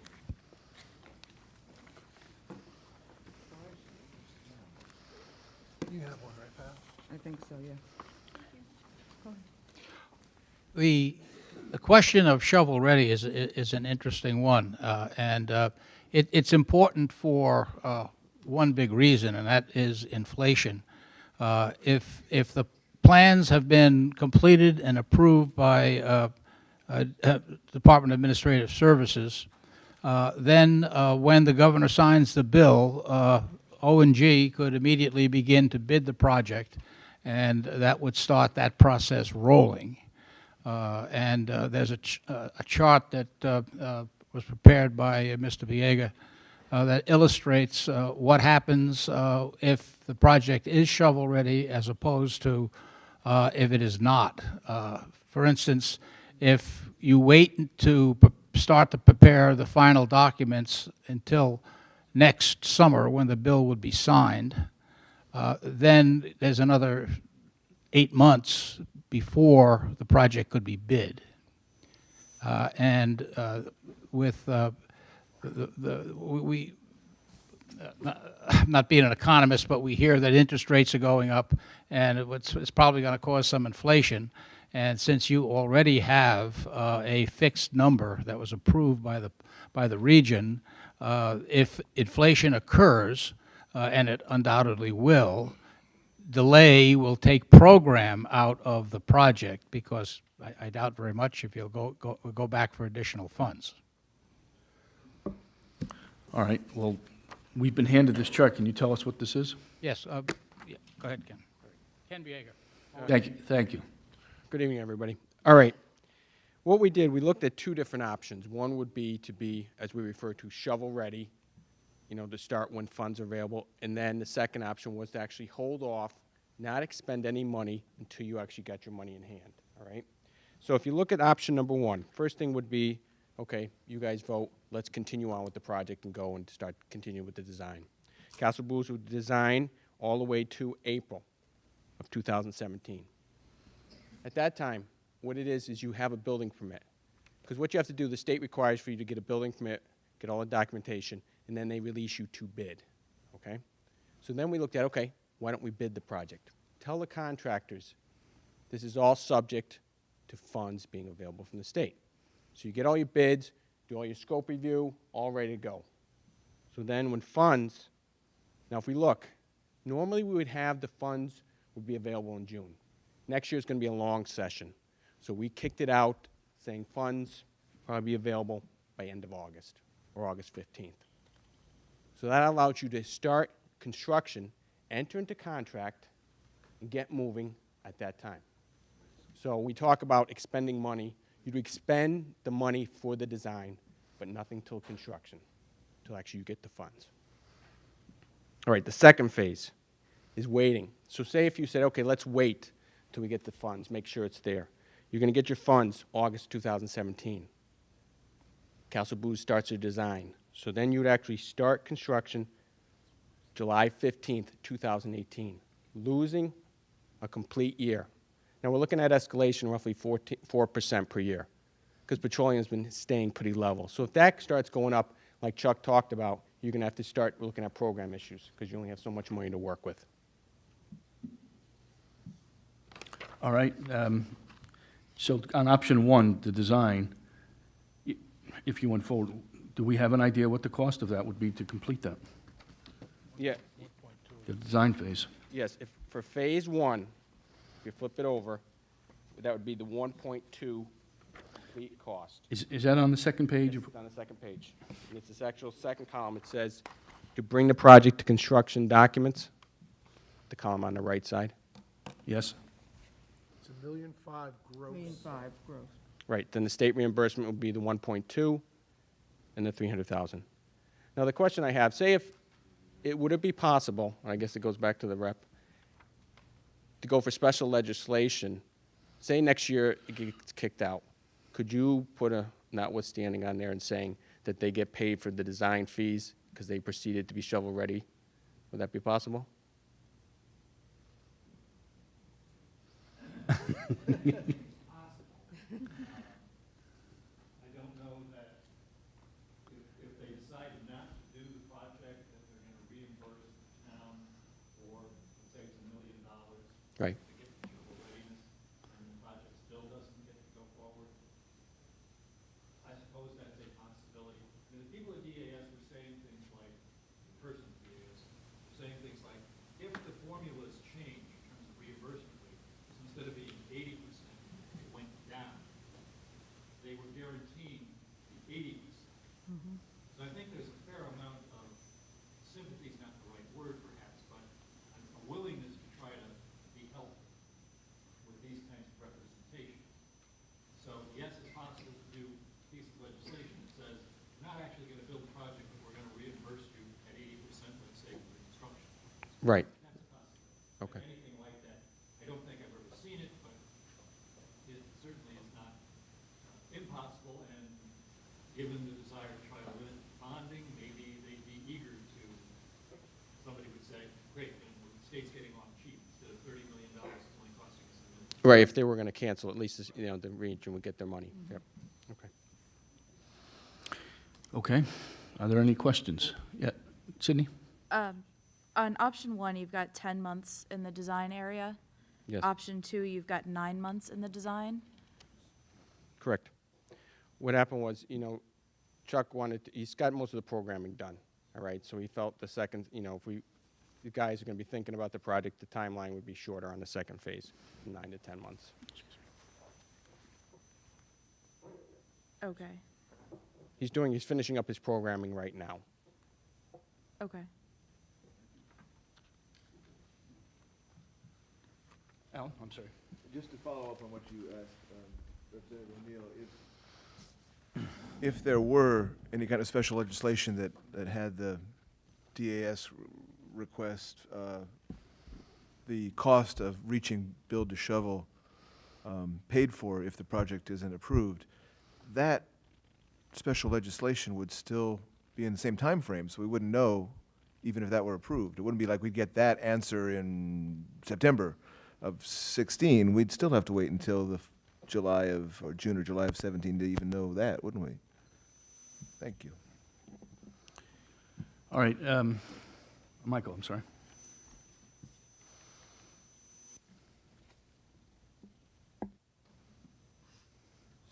It's okay. So looking at the schematic design phase versus the construction documents phase, how much closer to shovel-ready would the schematics design phase bring us versus the construction documents phase? The schematic design phase is wrapping up at this point. So it's 15%, it's about 15% of the construction document and construction administration. So we're almost there. We're almost finished with the schematic design, yes, sir. Okay. And the, So Right. That's probably 65% away from shovel-ready. and then just to go back to a question that Ms. Gora had for Representative O'Neill, in terms of the construction documents phase, it seems like that there are different markers that you could stop along the way to total construction documents phase being totally finished. And I'm wondering, how do we tease that out in the document you just gave us? In other words, would the test borings and geothermal, for example, would They've been that be- done. So that's all been done, even though it's on the right-hand side here? To answer that question directly, if we just look at the current review process by DAS, there is a schematic design review process in which they go over the program and make sure everything is in line. The next time you're going to see them is at the end of construction documents, which is the bid documents. And there's a protracted time added to that to account for the local review process. In the past, the state used to be the prime reviewer of the documents. They made sure the T's were crossed and the I's were dotted, and it was ready for bid as far as code, ADA conformance, etc. That's no longer the case. There are no people left in that department. So all the reviews for state projects will be done locally. Now, local review can include a review consultant. If the building official or fire marshal said, no, this project is a little out of my wheelhouse, I need some help, that is relatively common. But before we can go up there with the final documents, we need all of the, you need the fire marshal sign off, you need the health department sign off, you need the building department sign off, and you need the ADA administrator sign off. We also need a complete budget put together by your construction manager to be included in that package to make sure that the project indeed is still within budget before they will approve it. So What I'm trying to get at is there's a lot of work that goes on to get to the point where they give you a letter saying, we authorize the region to go to bid. Right. Well, it sounds like what you're saying is that 1.2 million is in kind of an all-or-nothing process. In other words, it's not that we could spend 600,000 and get 3/4 of the way to being shovel-ready. No, you would have to go a little bit further than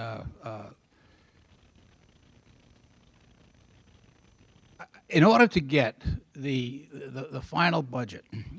You want to go all the way with the completion of the document so that the construction manager has time to do the budget estimate that is a solid estimate, because your contract is going to ultimately be a guaranteed maximum price. So that number has to be right, and the documentation has to really be in place. Now, you can stop anywhere along the line, but bear in mind, to pick up the pieces, let's say 8 months from now, if we stopped at the end of design development, which is another 15%, at that point, you'd still be looking at 3 or 4 or 5 months before you're shovel ready. Thank you. Peter? I hate to be a pain in the butt, but No, you're not. how much money have we spent with Castle Booze so far? Either Mr. Booz or Bob? What do we owe them right now? Now, that's two different questions. Right. What we, I'm sorry. What we spent so far is $100,000. There's still $100,000 left to get to the schematic design phase. We've also spent the 3 pieces where you see the site studies. That's the test borings, the topo and the wetlands, and the underground utilities. Those are spent monies that we're waiting on the bills to actually write the check for. So that comes out of our operating budget somewhere. Well, it's part of the overall building project, but we had already provided for monies in the general fund to cover those costs before we needed to start borrowing money. Okay. Okay? So we have those funds Right. already accounted for in the general fund. Because it's over the 2 year, we've been working at this for 2 years now. Then I So have- we have the money to finish basically, the schematic design phase, without going to the market to borrow any money from anybody, All right. gets us through that process. If we continue working towards the shovel-ready piece, that's going to cause us to have to go to market and borrow down parts of the authorization, and that's reimbursable at the 80% level. So, Jim, what you're telling me is that if the board so chose, we could direct Castle Boost to send us a bill at some point for $1.5 million without going back to our towns or selectmen or whomever, right? Is that You have the whole authorization, Peter, right? that was authorized by the voters. Right. You just haven't needed to go to borrow any money from the market at this point. I understand. Because we had enough money to get us through the schematic. So we don't need any consent from any of the three towns to spend what it would get us to the shovel-ready phase, so to speak. We can just go ahead and spend the money. Pending your authorization. Peter, I didn't say I would suggest that. No, I didn't say you, ask- no, but I'm just saying the board has the authority right now to go ahead and spend $1.5 million, commit to $1.5 million, get shovel-ready, and hope that the project passes. That's the only question I'm asking. I'm not clear, Bob, as to what you said. What has been spent to date and what is due for what's work has been done? $100,000 has been spent on Castle Boost so far. All right, Of and- the $200,000 to the design schematic phase. That's on the But second page. if it stopped today, is there anything else due to Castle Booze? Yes. How much? Another 100,000. Right. 100,000 is due, okay. And then what about I just want to be clear. That's what it is. It's total. Then 10 to O and G, the site studies, Have been done and are, 17,000 on the test boring, 6,625 on the topographic, and 1,300 on underground utilities. That's a total of 235,000. correct, We owe that, some of it's been paid, some of it hasn't. correct. Okay, and if we stop today, You would get. and which we have done, when we got notice from the state, is that right, Mr. Booz? Yes, sir. We put a stop on it for O&G and Castle Booz. So our liability to date is 235. Correct. I have another Get you question. the design phase. 100 of which we've paid, right. So, I'm not finished yet. I have a Yes, question. of course, go Okay, ahead. so basically, what we can do is tell the selectmen and the finance committees, we're going ahead, we're going to spend $1.5 million. I mean, it's up to the board. I don't know what the board members are thinking. They're going to have to speak up.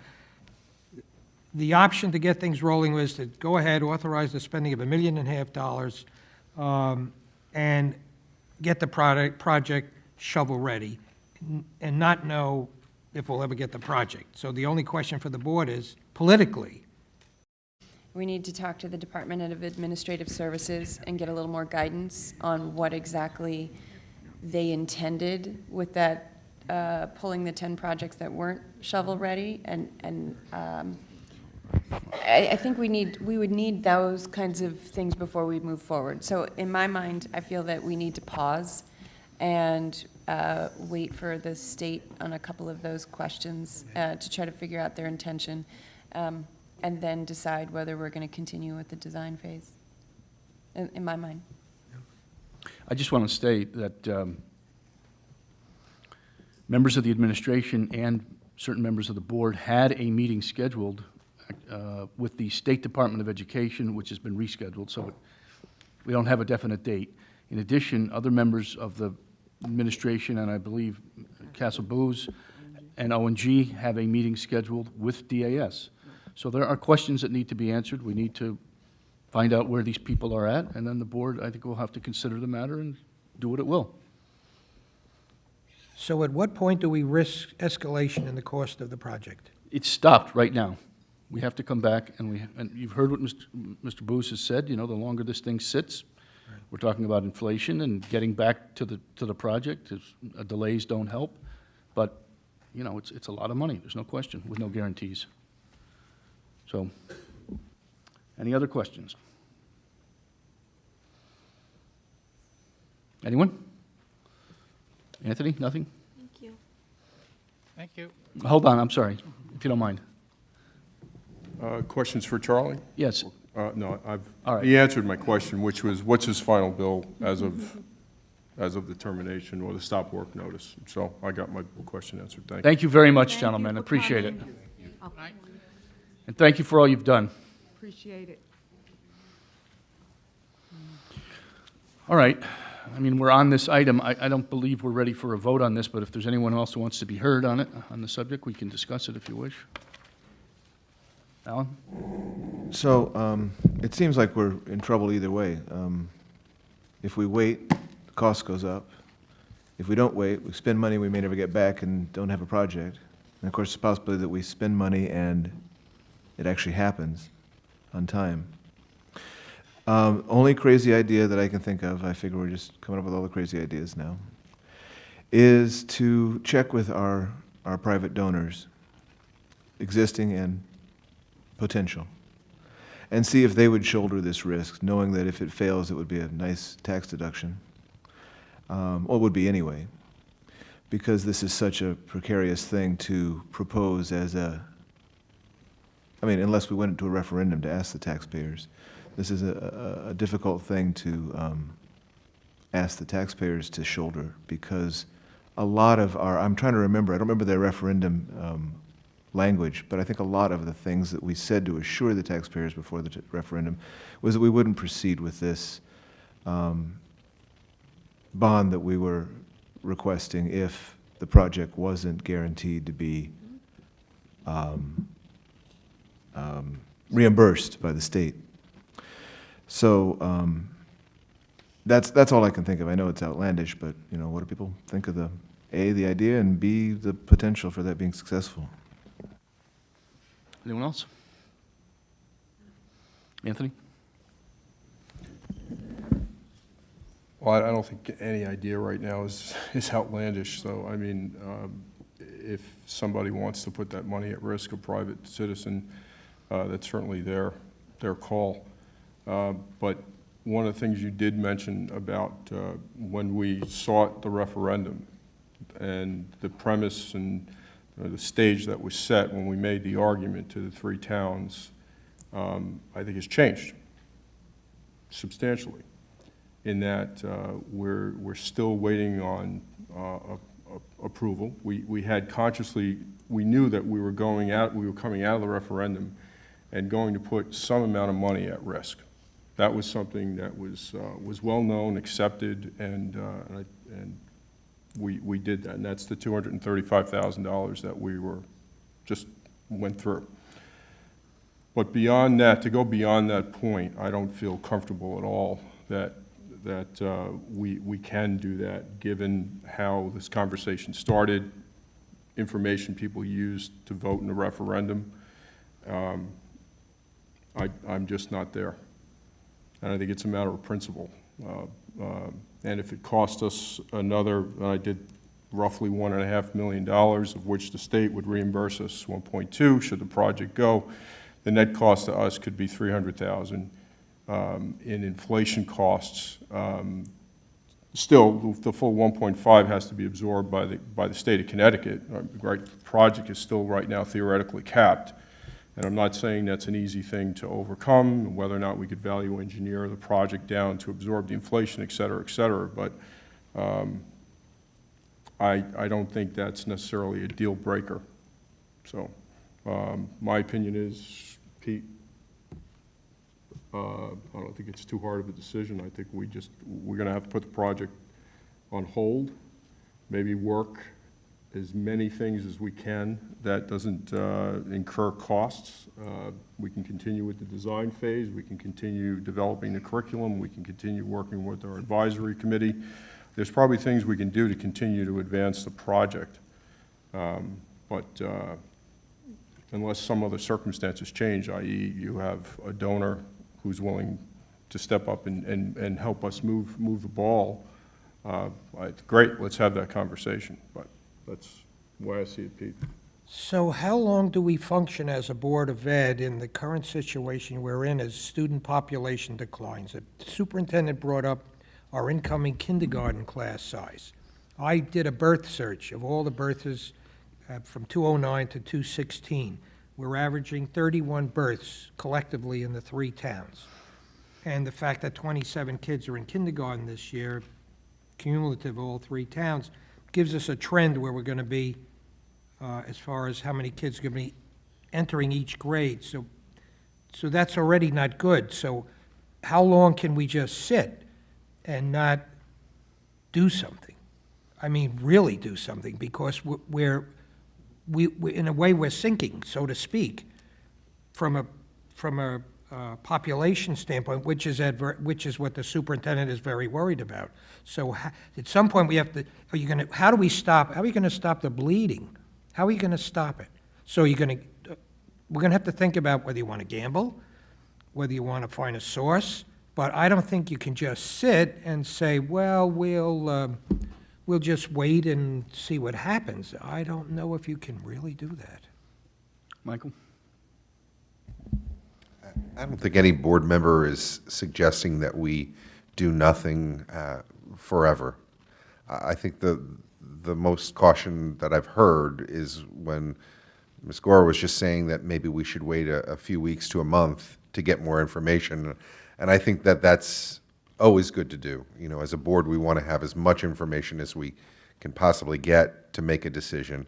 I don't know if we're ever going to have, it doesn't sound like we're ever going to have a 100% guarantee on anything, but that's probably true for so many things in life, right?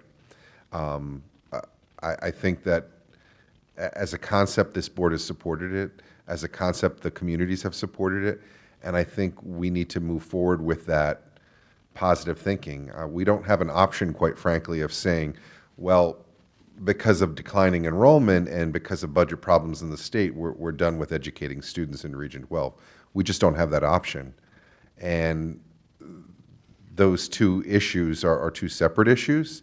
I think that there's a lot being done in these communities and on behalf of that the administration is doing to try to combat that enrollment loss. I don't think that's an easy or quick conversation, and it's quite frankly, it's a conversation we've been having for quite a while now in this region.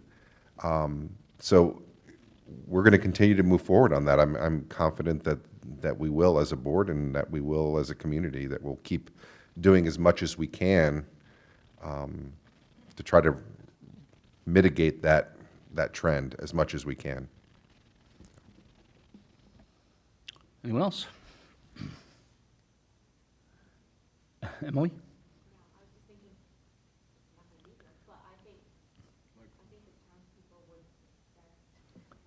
That we need to decide, I'd say going into the fall, where we're going. Take the summer, figure it out. I would think by fall is acceptable. I mean, you gotta decide one way or the other, and at least the legislature might happen by then. And if it's not to go forward, you come up with something and that's your focus for next year. I don't know. All right, thank you. Anyone else? All right. Item 9, I said that we would table. Anthony, I had a few things to say. Is there anything that you want to add? Unfortunately, Mr. Kava's not here. He could have spoken to this, but is there anything you want to add to what I've said with regard to? Okay. So we'll table item 9 on the agenda, the motion. All right, number 10, consider and if appropriate, authorize purchase of Panorama Education product for surveys in preparation for strategic planning. Mr. Brown.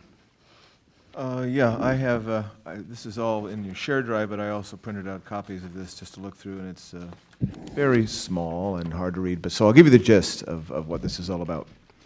I was interesting because I think this fits in well with Lighthouse. This is an organization that provides a survey interface and a service for surveying all stakeholders, from staff to teachers to students and even beyond to community. And not only do they have the interface the way something that you'd know like SurveyMonkey has, but they are a specific and dedicated educational survey organization. So they have a lot of background on what questions to use and the best way to get the knowledge you're looking for out of the questions. With, of course, the options for using your own questions. They also allow you to watch your data change over time as you begin to learn and adapt. They have reports that are part of the process. And they also have been amassing data over the years so that you can begin to study benchmarks with, regional or state level. What I thought was interesting was that one of the towns that, districts that Lighthouse said they have contracted with was Suffield. And talked to Anthony, I actually talked to one of the representatives from Panorama and asked for not only the list of the school districts in Connecticut that they dealt with, because they deal with school districts elsewhere than just Connecticut, Massachusetts, New York, and other places in the country. But we were obviously concerned primarily with Connecticut, and then specifically wanted to talk to somebody who was somewhat similar to us. In other words, not Hartford or not Ridgefield or not Danbury, but a smaller area. And they referred us to Suffield. And when I spoke to Suffield, I didn't get to speak to the superintendent or the Board of Education chair yet, but I did speak to one of the administrators who said, we just started this year, in the beginning of this year. So it seems as if, from what I can tell, it fits in well with Lighthouse, because Lighthouse is primarily board and somewhat staff and teachers, and this is primarily staff, teachers, students, and beyond. And the reason this is something that we were talking about is that I think that as we go forward in long-range planning and on the Board of Education to determine what our goals are and our objectives are for the future, both short and long-term, it's really good to have the opinion and the insight of all of your stakeholders. And this is a very good way to do it, not only immediately, but ongoing. It's going to fit very well if we choose to do Lighthouse as well, because that's going to give us some board objectives that will enable us to utilize and track and respond to the data that we learn from in Panorama surveys.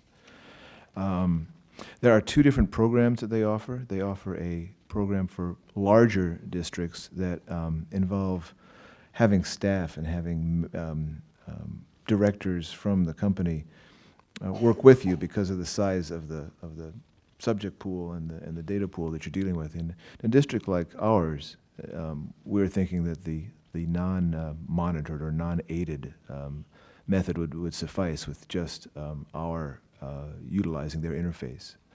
The cost of that is $2,000 a year, which was a relief to us that this wasn't one of those $35,000 or $50,000 enterprises.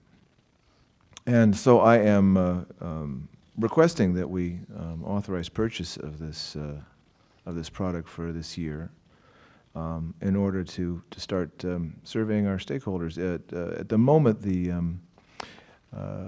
it is, as I said, is really geared towards those who are already in the community. But as we go forward into establishing forums to connect with all members of the Region 12 community, not only the families, which is part of the program now, but even beyond to community members and taxpayers and citizens, they're developing interfaces and survey alignment for that as well. So, let me ask you a question. I noticed that this item was on the Long Range Planning Committee agenda for tonight. Right. And that meeting was canceled. Right.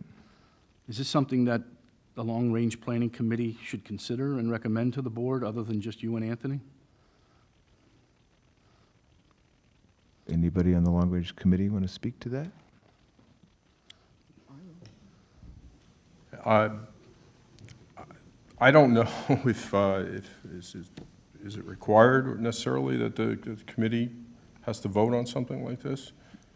I mean, I could speak as a member of the committee making a recommendation to the board at large, having researched this myself along with Alan, that it would certainly be my recommendation that the board consider and approve this. I mean, the thing with this particular service is that these are, as Alan said, these are professionals who are skilled in measuring the things we're interested in. Any district, I think, would be interested in, and the timing was also good with Lighthouse, because I do think it dovetails into that. But, you know, taking surveys is interesting, but trying to do something like through SurveyMonkey isn't going to get at what we're trying to find out. You look at the quality of the questions, the repeatability, when you think about trending and turning this information into actionable information, and that to me is the key, is not just doing a survey for survey's sake, but learn from it and then react to it and then go back and measure it again. So, and having, depending upon a service that can help us keep that stability, I think is the difference between being successful and not. So that would be my recommendation as well.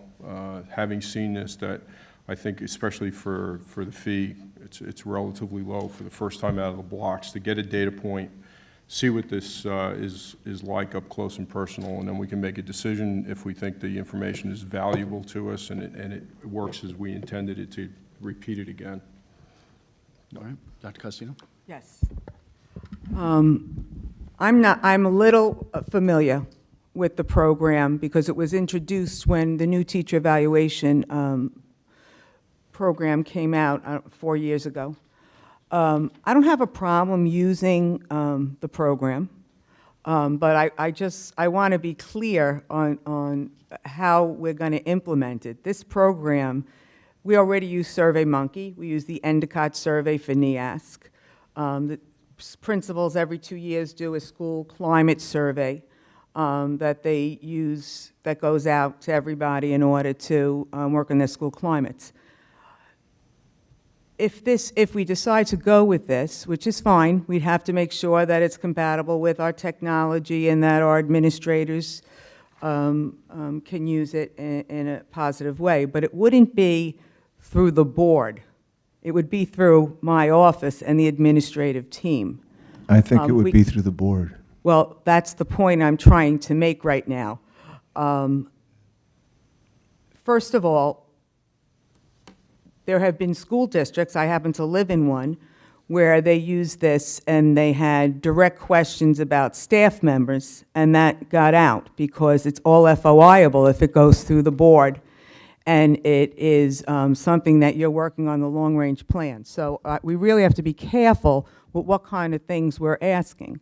And I personally have a problem if the board wants to gather information without going through my office and the administrative team. Now, certainly we can discuss it, but the long-range plan, I'm assuming, because I am on that committee, is a collaboration to move forward as a region based on our mission and our vision, and when there are issues that have to be addressed, we address them. But, you know, when I think about one of the things Lighthouse said today was having a school board work on student achievement and moving forward and not management. And to me, just in my little world, this kind of seems like management. And that's just my 2 cents about it. I think it would be good to bring it back to the long-range plan because there are administrators on there and there are board members on there. So I'm just unsure really, you know, how you would work this if the board was in charge of this. I don't understand. I really need to understand that to move forward.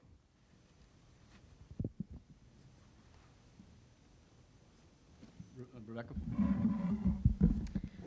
Alan, just operationally, looking at the handout, the $2,000 a year, what would that buy us in terms of if there's data that we're storing? Is it data that gets stored and then we have to renew a subscription to keep that data in the cloud, or is that data our data that we get to keep and download? Is there a limit to the quantity of users, meaning admins, or people who have coded access? And then quantity of surveys. Like, what are the limitations, or what would we be getting for that $2,000? There's no limits except for the chronology.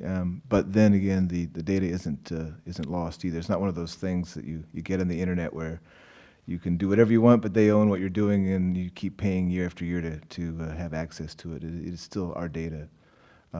It's just, and there are no limits.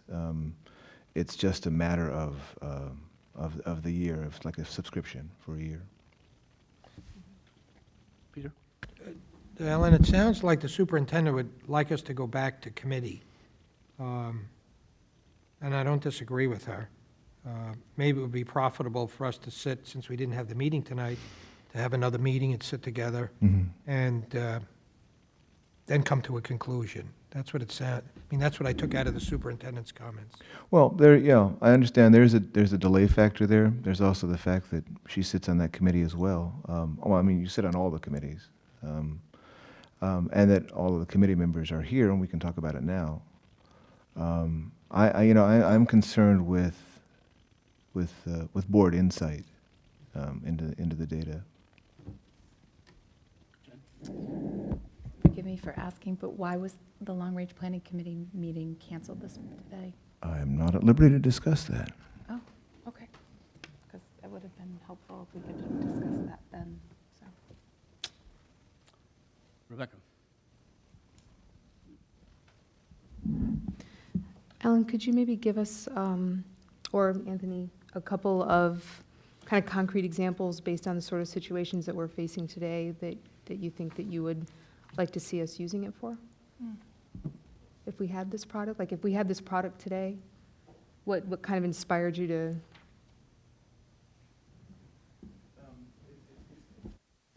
I don't want to get too concrete about it, but it has to do a lot with not only taking the temperature of the school system and the stakeholders involved, but as we go forward to work towards strategic goals and objectives that we need that we need as directions for us to put our energy as board, as we direct the superintendent and the staff.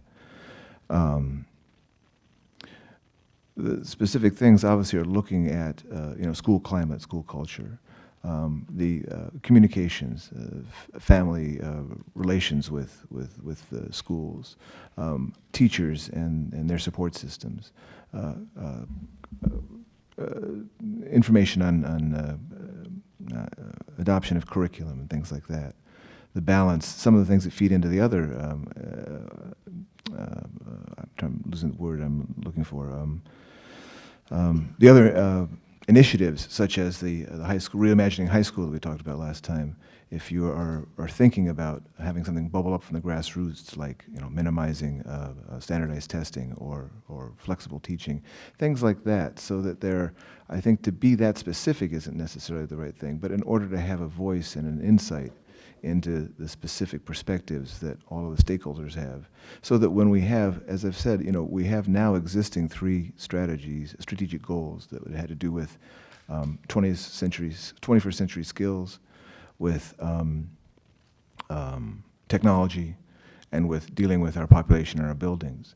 So in the same way that those were all vital to people who work in the buildings, to the students whose education happens here, to the fact that technology is growing all around us, to the fact that we have 21st century realignment as far as concepts of education. Those all apply to all of those different stakeholders, whether they're teachers or students or parents or citizens.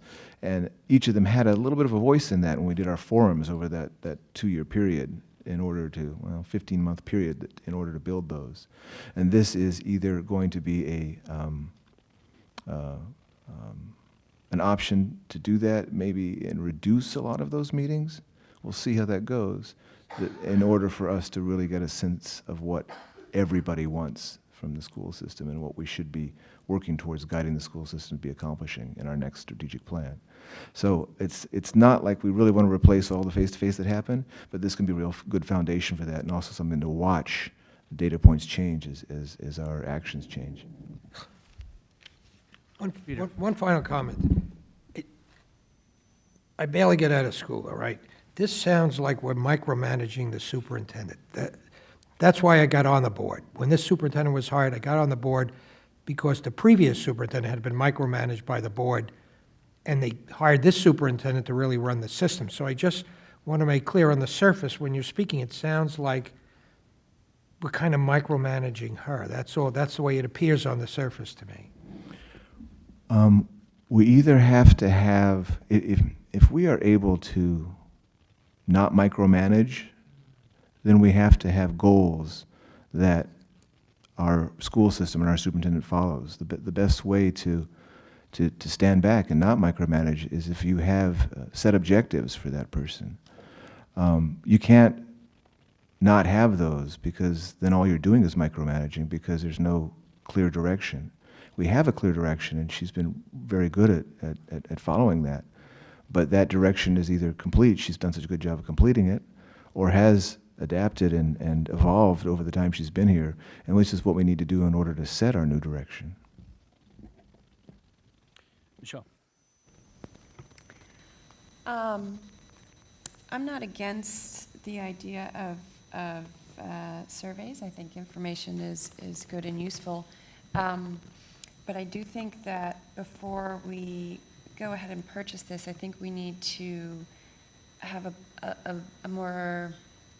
clear plan about how it's going to be used. I think it's important to understand with the other surveys that the school already is doing. We don't want to over-survey our parents or whomever the stakeholders that we, some stakeholders are maybe not being surveyed at all, and others are being surveyed a lot. So I think coordinating with the other surveys that are happening so that we're not overlapping. And I think just defining so how it'll be used and when it'll be used and who will be putting those surveys together. And I think this is one of those places where the board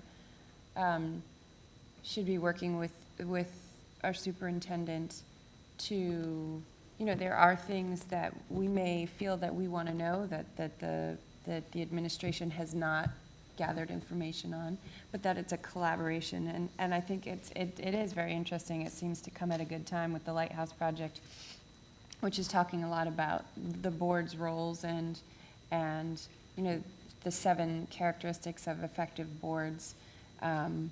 So I think maybe we will learn through Lighthouse how we could be a part of gathering information or being on the input of the decision-making process of the information that we are looking for. So I think there might be a good place for this, and I appreciate the research and information. I just think we need to make sure we have a plan for how we would use it and to make sure that it is cohesive and working with everything else that's happening. So. If I could, Jim. I agree. I agree with this. I mean, the whole idea of this is to get back to the question you had asked is, it's the old adage, you can't manage what you don't measure.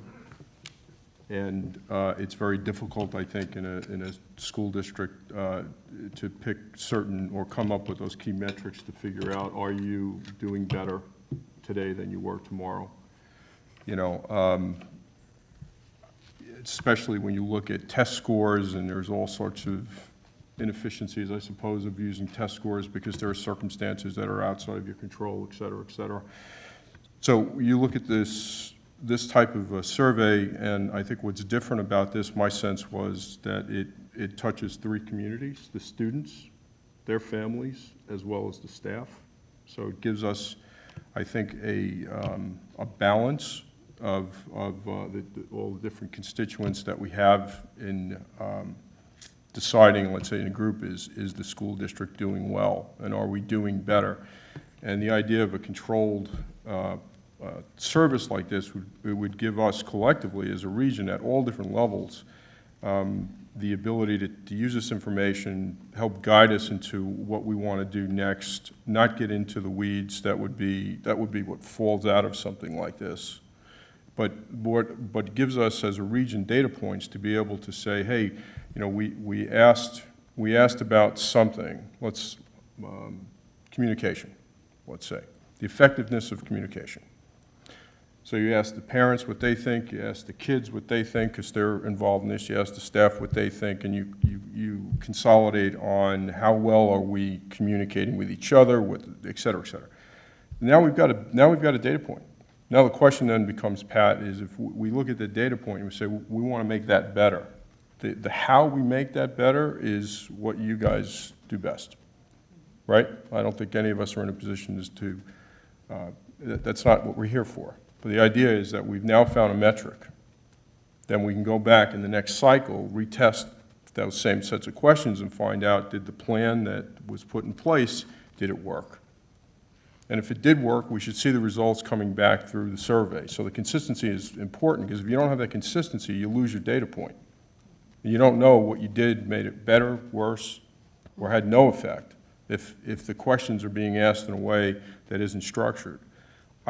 I wouldn't feel comfortable putting together a survey myself and asking, it's like, do you feel like something open-ended, like do you feel the communications are effective? Because even as plain as that may sound, I think there is an art in putting together the questions, because there's a danger to putting together survey questions, because you could ask open-ended questions and you get garbage. You get a lot of noise coming back, and you're like, well, what do I do with this information, right?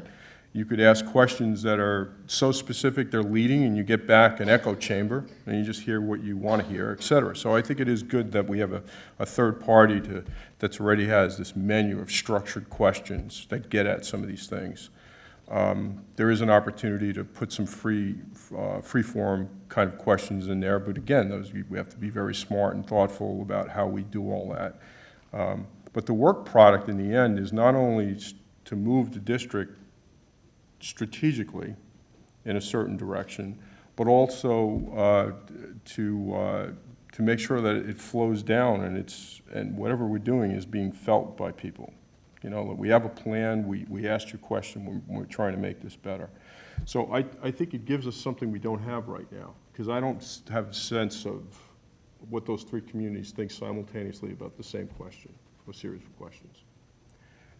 So I think, we try it first, and Pat, we got to be thoughtful about how we execute this, but it's anonymous, and those are the things that we were checking for, is to make sure that this is not a drill down into any one person. That's obviously off limits. That's not what we're trying to do here. We're trying to measure big things, and so that's what I was looking for when Alan found this service. Michael? I'm assuming that the $2,000 fee also comes with some guidance and consultation from the corporation too, the Panorama Education Corporation. I'm assuming that if, for example, that we had questions that we were trying to craft for climate, they would have certain standard questions, but that they also would be able to help you craft your own individual questions. Is that correct? Would that come with some time on the phone that they would be able to work with you, or no? Yes, somewhat. It's not the same as having the whole thing built and consulted with. That's their $4,000 package. But certainly they don't leave you out there alone, and they have a certain background as far as your the existing questions, and then the customizable questions, and the bridge between the two of those. So it's you're not like just fill in the blank and go for it. Anyone else? Michelle? I guess this is just clarifying, sort of clarifying question. So, would you envision some kind of board workshop with administrators, and with or without or whatever? Like, I wouldn't. If we were going to purchase this, we would have to sit down and really decide. What are we looking for? What is our the mission, the vision. We have to decide the things that we're looking for. So. Yeah, it's in a way it's kind of moot about the long-range planning aspect of it, because the previous long-range planning meeting we talked about the Reimagining High School initiative, and then we talked about it half an hour later in this meeting. And so the more I thought about it is, despite the other things we wanted to cover in that meeting this evening that couldn't happen, I think that this is something that involves the whole board anyway, as far as how we, whether it is managed and administered by the Long Range Planning Committee or by another committee or by another person. I think it's a board enterprise, which is why I thought we could all address it tonight. It's a board enterprise that we would all have to meet together at the outset as we look through what you can't, for instance, you can't, one of the things that the representative was very clear about is you can't have a survey that has 70 questions. It's going to take somebody 4 hours and then they're going to stop. So you have to plan out your priorities, and you have to plan out your interest areas and which ones you want to hear first, and where your concerns are, and what is most importantly needed to be built and built out first. So we definitely have this, and I think it would be important if we did it as a full board, whether we do it as a retreat or a special meeting for it, something that really kicks this off in the right way. So no, it's not as if it's going to, you hear about it now and all of a sudden in a few months get some reports. No, nothing like that. Yeah, again, it's the intention or the thought was, how do we get something that serves multiple purposes, so we're not reduplicating, and I understand there may be some surveys, Pat, that we have to do for NEASC or other things, but it's meant, I think if it works right, we all get something, the board from a longer range strategic planning, we get something out of it. Pat gets something out of it. The administrators get something out of it. It isn't the data that only has one constituent, if it's done right. Right. So to your point, we should work it together and see what we get. And if we're not getting value out of it at all those different levels, then I would question whether or not it's a good product for us. Maybe the right idea, maybe the wrong product. We won't know until we take it out for a test drive.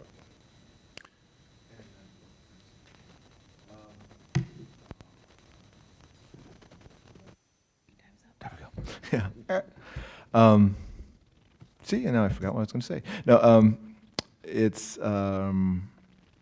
the FOI concerns are, I understand, as far as the subject of the questions, and obviously we would all have to make sure that we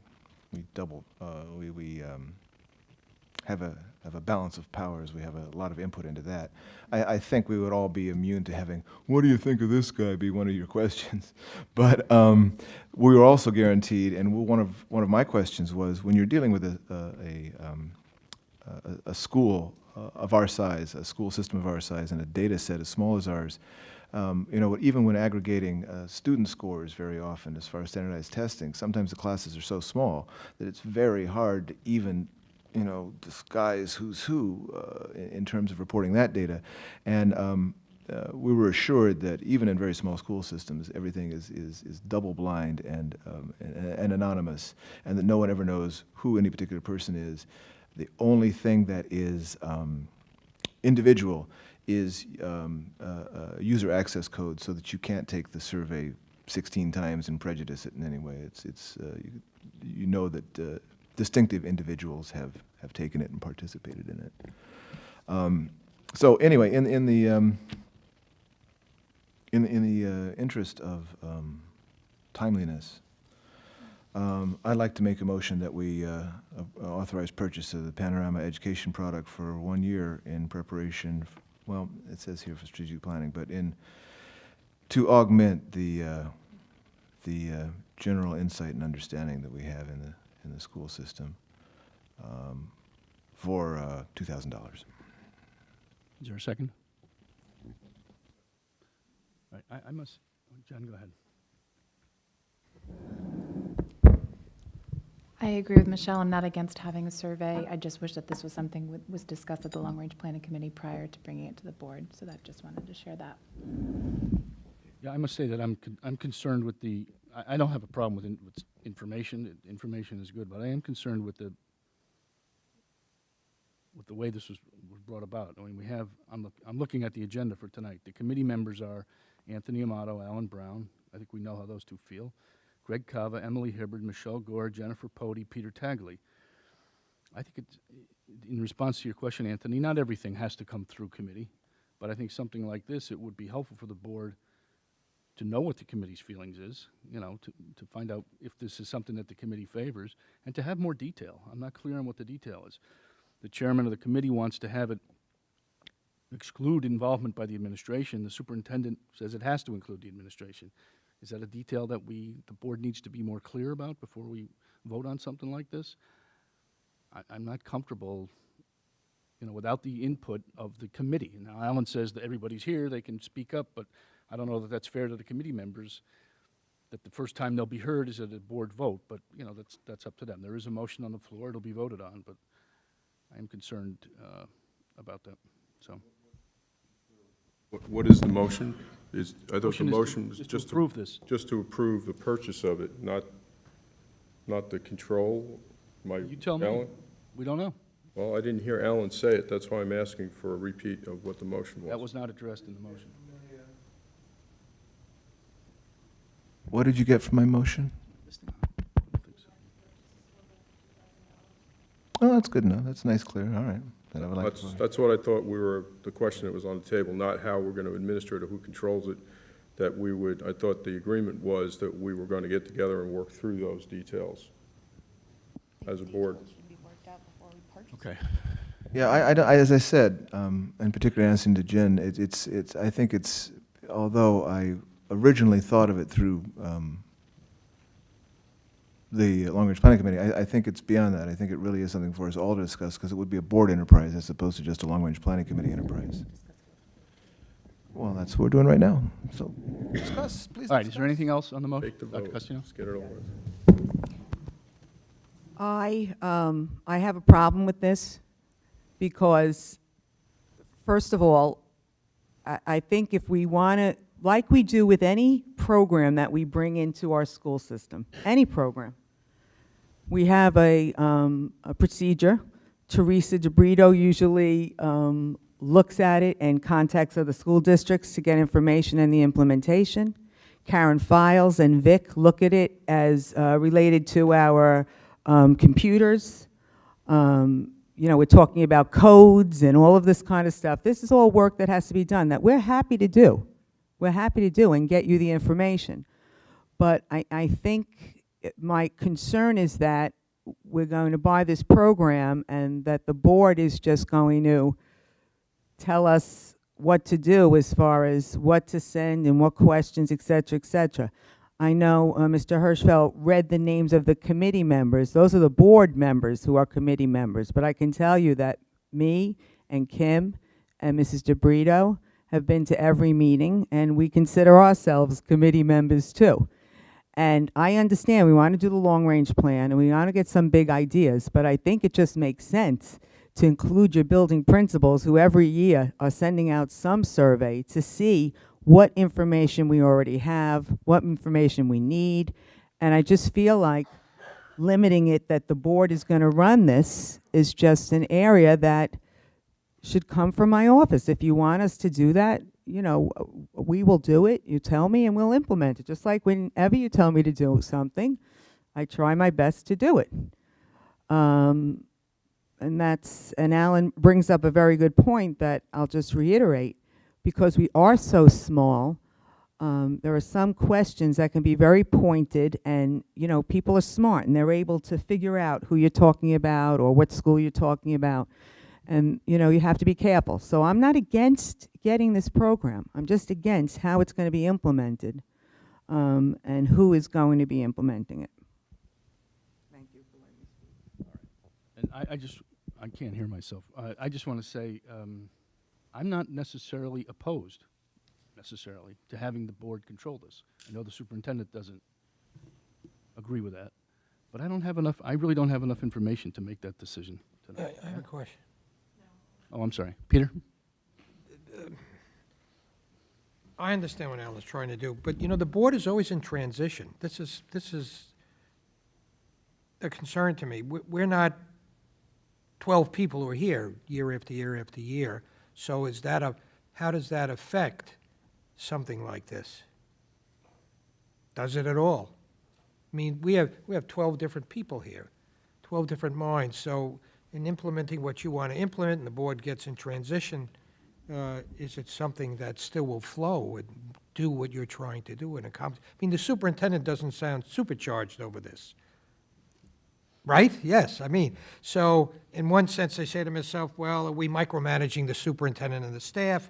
And having sat through years and years of board meetings, the one aspect of their jobs is they don't like to be micromanaged. We hire them to do a job, and we vote on keeping them or not keeping them, evaluating them. So I just want to be sure, in one sense, that board members feel that we're not micromanaging the superintendent or the staff. That's my biggest concern.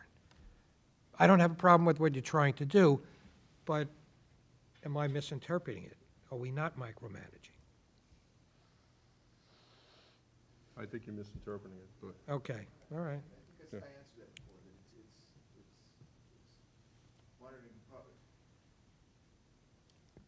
It's simply monitoring progress towards goals, and that's our job. Rebecca?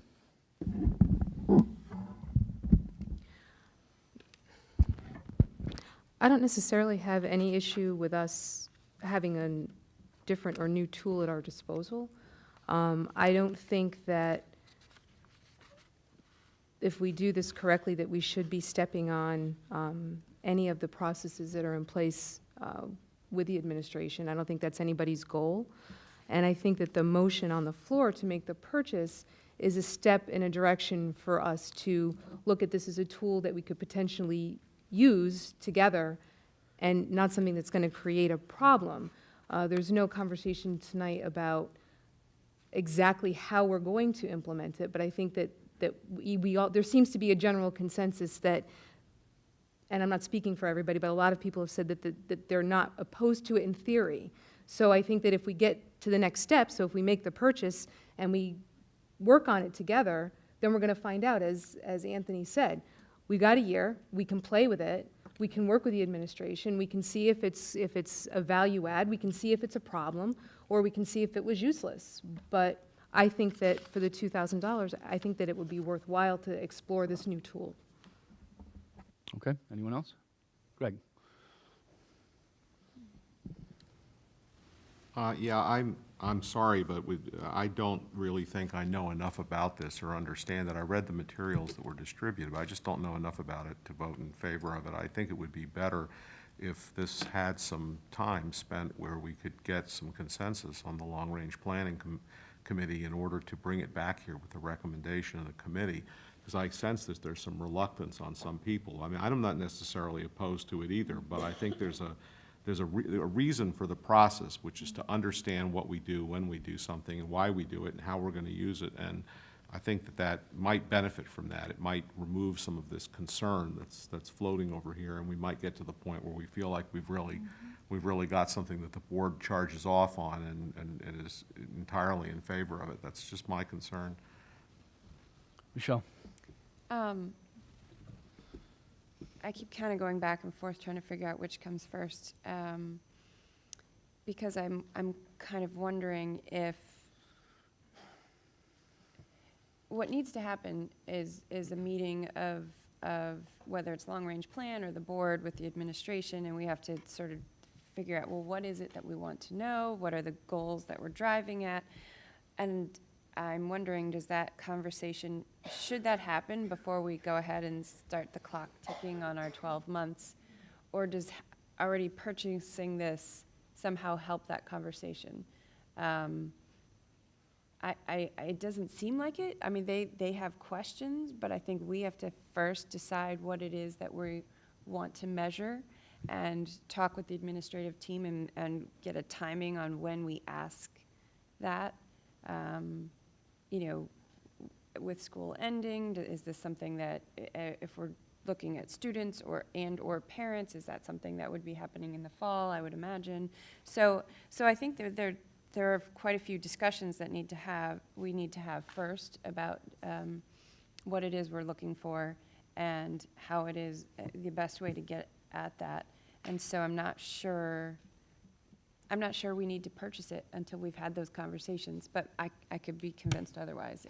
I'm trying to figure that out. Well, I can, if this is the first step in our discussion over this, you know, we are talking about it now, I can withdraw my motion and we will cover it either in a special board meeting or in the next long-range planning committee meeting, and then we can address this a month from now as far as the purchase of this. which would bring us to the end of June, I guess. If people would prefer just a little more background, a little chance to think about this, and a little chance to see how this works. I made the motion to Anthony. What do you seconded it? What do you feel? I'm fine with that. All right. Well, I'll withdraw my motion, and we will discuss this at the next meeting.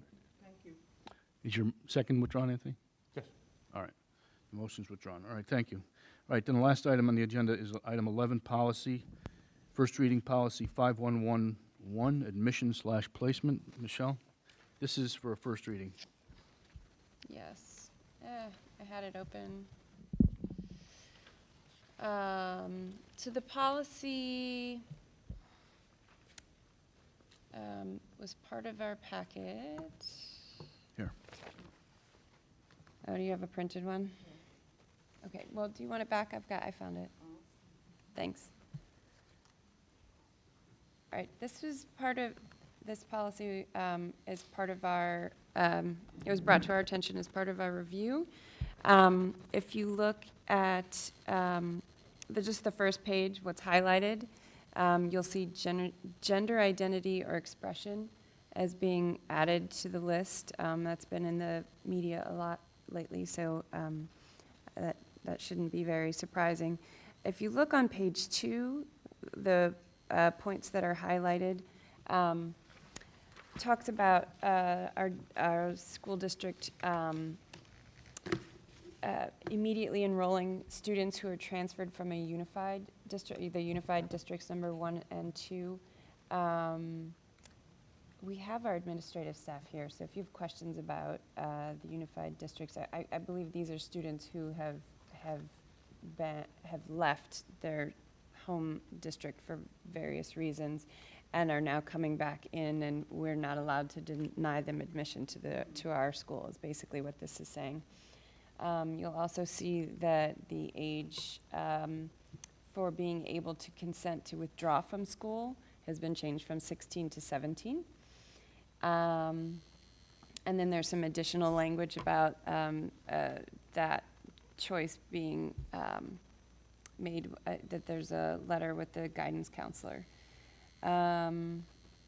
So basically, some small changes about admission into our school, and all of these changes are based on state law. So we don't have a lot of choice in this, but if you have questions, certainly we have our administrators here and they can help us answer. You'll look down at the bottom, all of the legal references are highlighted because it has changed. The policy was revised in 2006, which was 10 years ago, but a lot of laws have changed since then, so all of the legal references have been updated. So this version of this policy brings us into compliance. Is there a motion? Emily?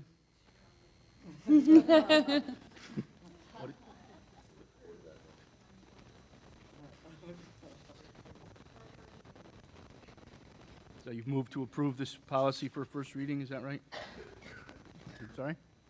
I can't hear her. Yes, all right, I'm sorry. Is there a second? Have the right to. Jen seconds. Is there any discussion? All right, all those in favor of approving policy 5111A, admission/placement for first reading, say aye. Aye. Any opposed? Any abstain? All right, it passes. Motion to adjourn. So moved. Thank you all. Do we still want to meet and talk about that meeting, or we'll just wait till, I wanted to speak to this woman for 1 second.